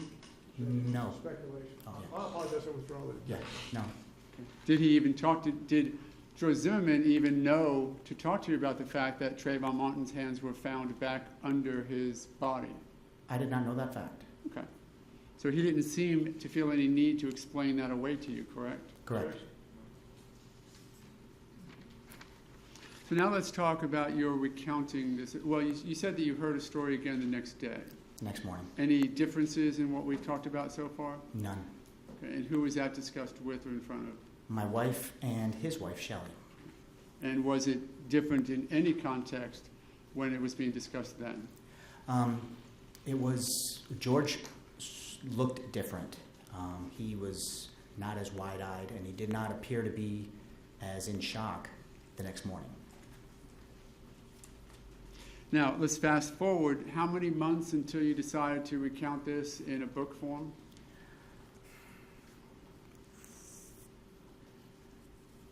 I may have to look. At least 4 months. Okay. Did you have any conversation with Mr. Zimmerman to corroborate that what you recalled happened, or what you recall him telling you happened, was in fact accurate? We were not able to contact each other after he was arrested the first time. So there was no contact. All right. And so you haven't talked to him, you haven't shown him, for example, a draft of the book and say, I remember you saying this, and him saying, no, that I said this instead. There was no cooperation with that, no. Yeah, this is your memory 4 months later when you looked back to that night, correct? Correct. And just remember it as best you can 4 months later. Correct. You didn't take any notes that night, None. nor in between, did you? No. So it wasn't until 4 months later that you went back, sort of scoured your memory to put back together what he had told you on that night, 2 o'clock in the morning on the 27th. Unfortunately, I did not take any notes, so it was just memory.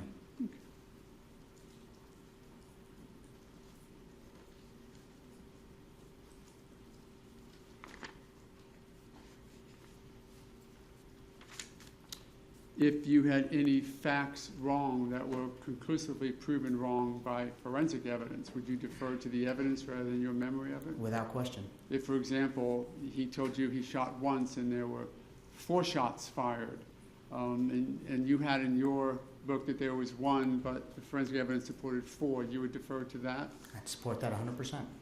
And to the extent that he may have told you something, well, you remember he told you something differently than it appears in the non-emergency call, which was recorded contemporaneously with the event, you would defer to that? Absolutely. I may have heard wrong, or I may have documented it wrong. And even if there was something different that he told law enforcement a few hours earlier in a recorded or videotaped interview from what you recall happening, would you defer to that? I would.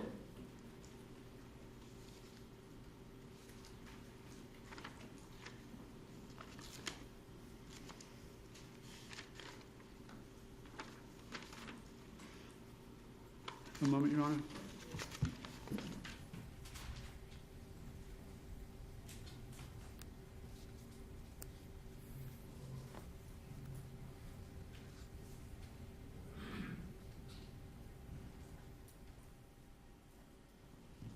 And at some point during this investigation, you had an opportunity to listen to the screaming on the 911 call, correct? Your Honor, still doesn't read. Sustained. No other questions from me. Can you redirect? You, as best you could, have testified and have written in your book what the defendant, your best friend, George Zimmerman, told you, correct? Correct. You haven't made anything up to help one side or the other, is that correct? None whatsoever. And as you stated, the defendant never told you that the victim had his hands underneath his body after he shot him. He said he put his hands out, right? Correct. Okay. And as you stated, the defendant told you that the victim, Trayvon Martin, grabbed his gun, correct? Yes. Okay. Grabbed for his gun. Well, I think you've actually... Grabbed, right. Whether it was, again, I guess we're going over whether he grabbed the holster part or the gun. I didn't see a difference in the two, but grabbed something. Grabbed the gun. He didn't... Absolutely. The gun didn't come out, but he grabbed the gun in the holster. That's what I'm saying. Yes, sir. The defendant didn't tell you, Mr. Zimmerman didn't tell you he grabbed 4. He said he actually got it. That's what I heard. That's what I thought I heard, yes. Right, okay.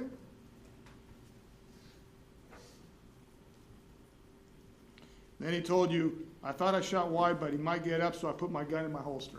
Correct.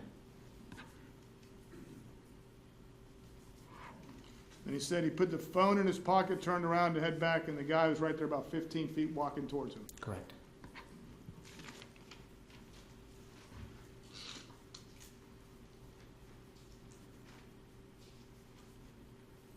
Thank you, sir. Thank you. Very brief, one question in response. As to the reholstering of the weapon, do you recall if he told you that it was reholstered as he got up, or if he had it in his hand when he was holding Trayvon Martin's hands down, or even at some point shortly thereafter? He may have had it. He may have had it still in his hand as he jumped on top of Trayvon, and perhaps holstered when he saw the flashlight. I don't remember specifically when exactly he holstered his firearm. Thank you. Nothing further on. You wrote in the book that he holstered his firearm. He holstered his firearm at some point. Exactly when, I'm not 100% sure whether it was when he got up from, whether he stood up and reholstered, or whether he holstered while still partially on top. Right. You want to look at your book a minute, if you could, page 29 at the bottom. did you quote him as saying, "In fact, I thought he might try to get up again, so after putting my gun in my holster, I jumped on top of him and pinned his wrist to the ground"? Correct. It's Okay, what- was that accurate? As far as I remember, that he holstered, yeah, at that point, it now remembers that, I remember that it was, he holstered, pinned his hands down. It's what I remembered him saying something like that. Thank you, sir. Thank you. May Mr. Osterman be excused? To remain under our subpoena, Your Honor. Okay, thank you. You're excused from the courtroom, but you're subject to being recalled. Okay, thank you very much. Ladies and gentlemen, we'll go ahead and take a recess for lunch. Before you go to lunch, I'm going to advise you that during lunch, you're not to discuss the case amongst yourselves or with anybody else. You're not to read or listen to any radio, television, or newspaper reports about the case. You're not to go on the internet by using any type of an electronic device to do independent research about the case, people, places, things, or a terminology. And finally, you're not to read or create any emails, text messages, Twitters, tweets, blogs, or social networking pages about the case. Do I have your assurances that you will abide by these instructions? Okay, thank you. And with that, put your notepads face down and follow Deputy Jarvis into the jury room.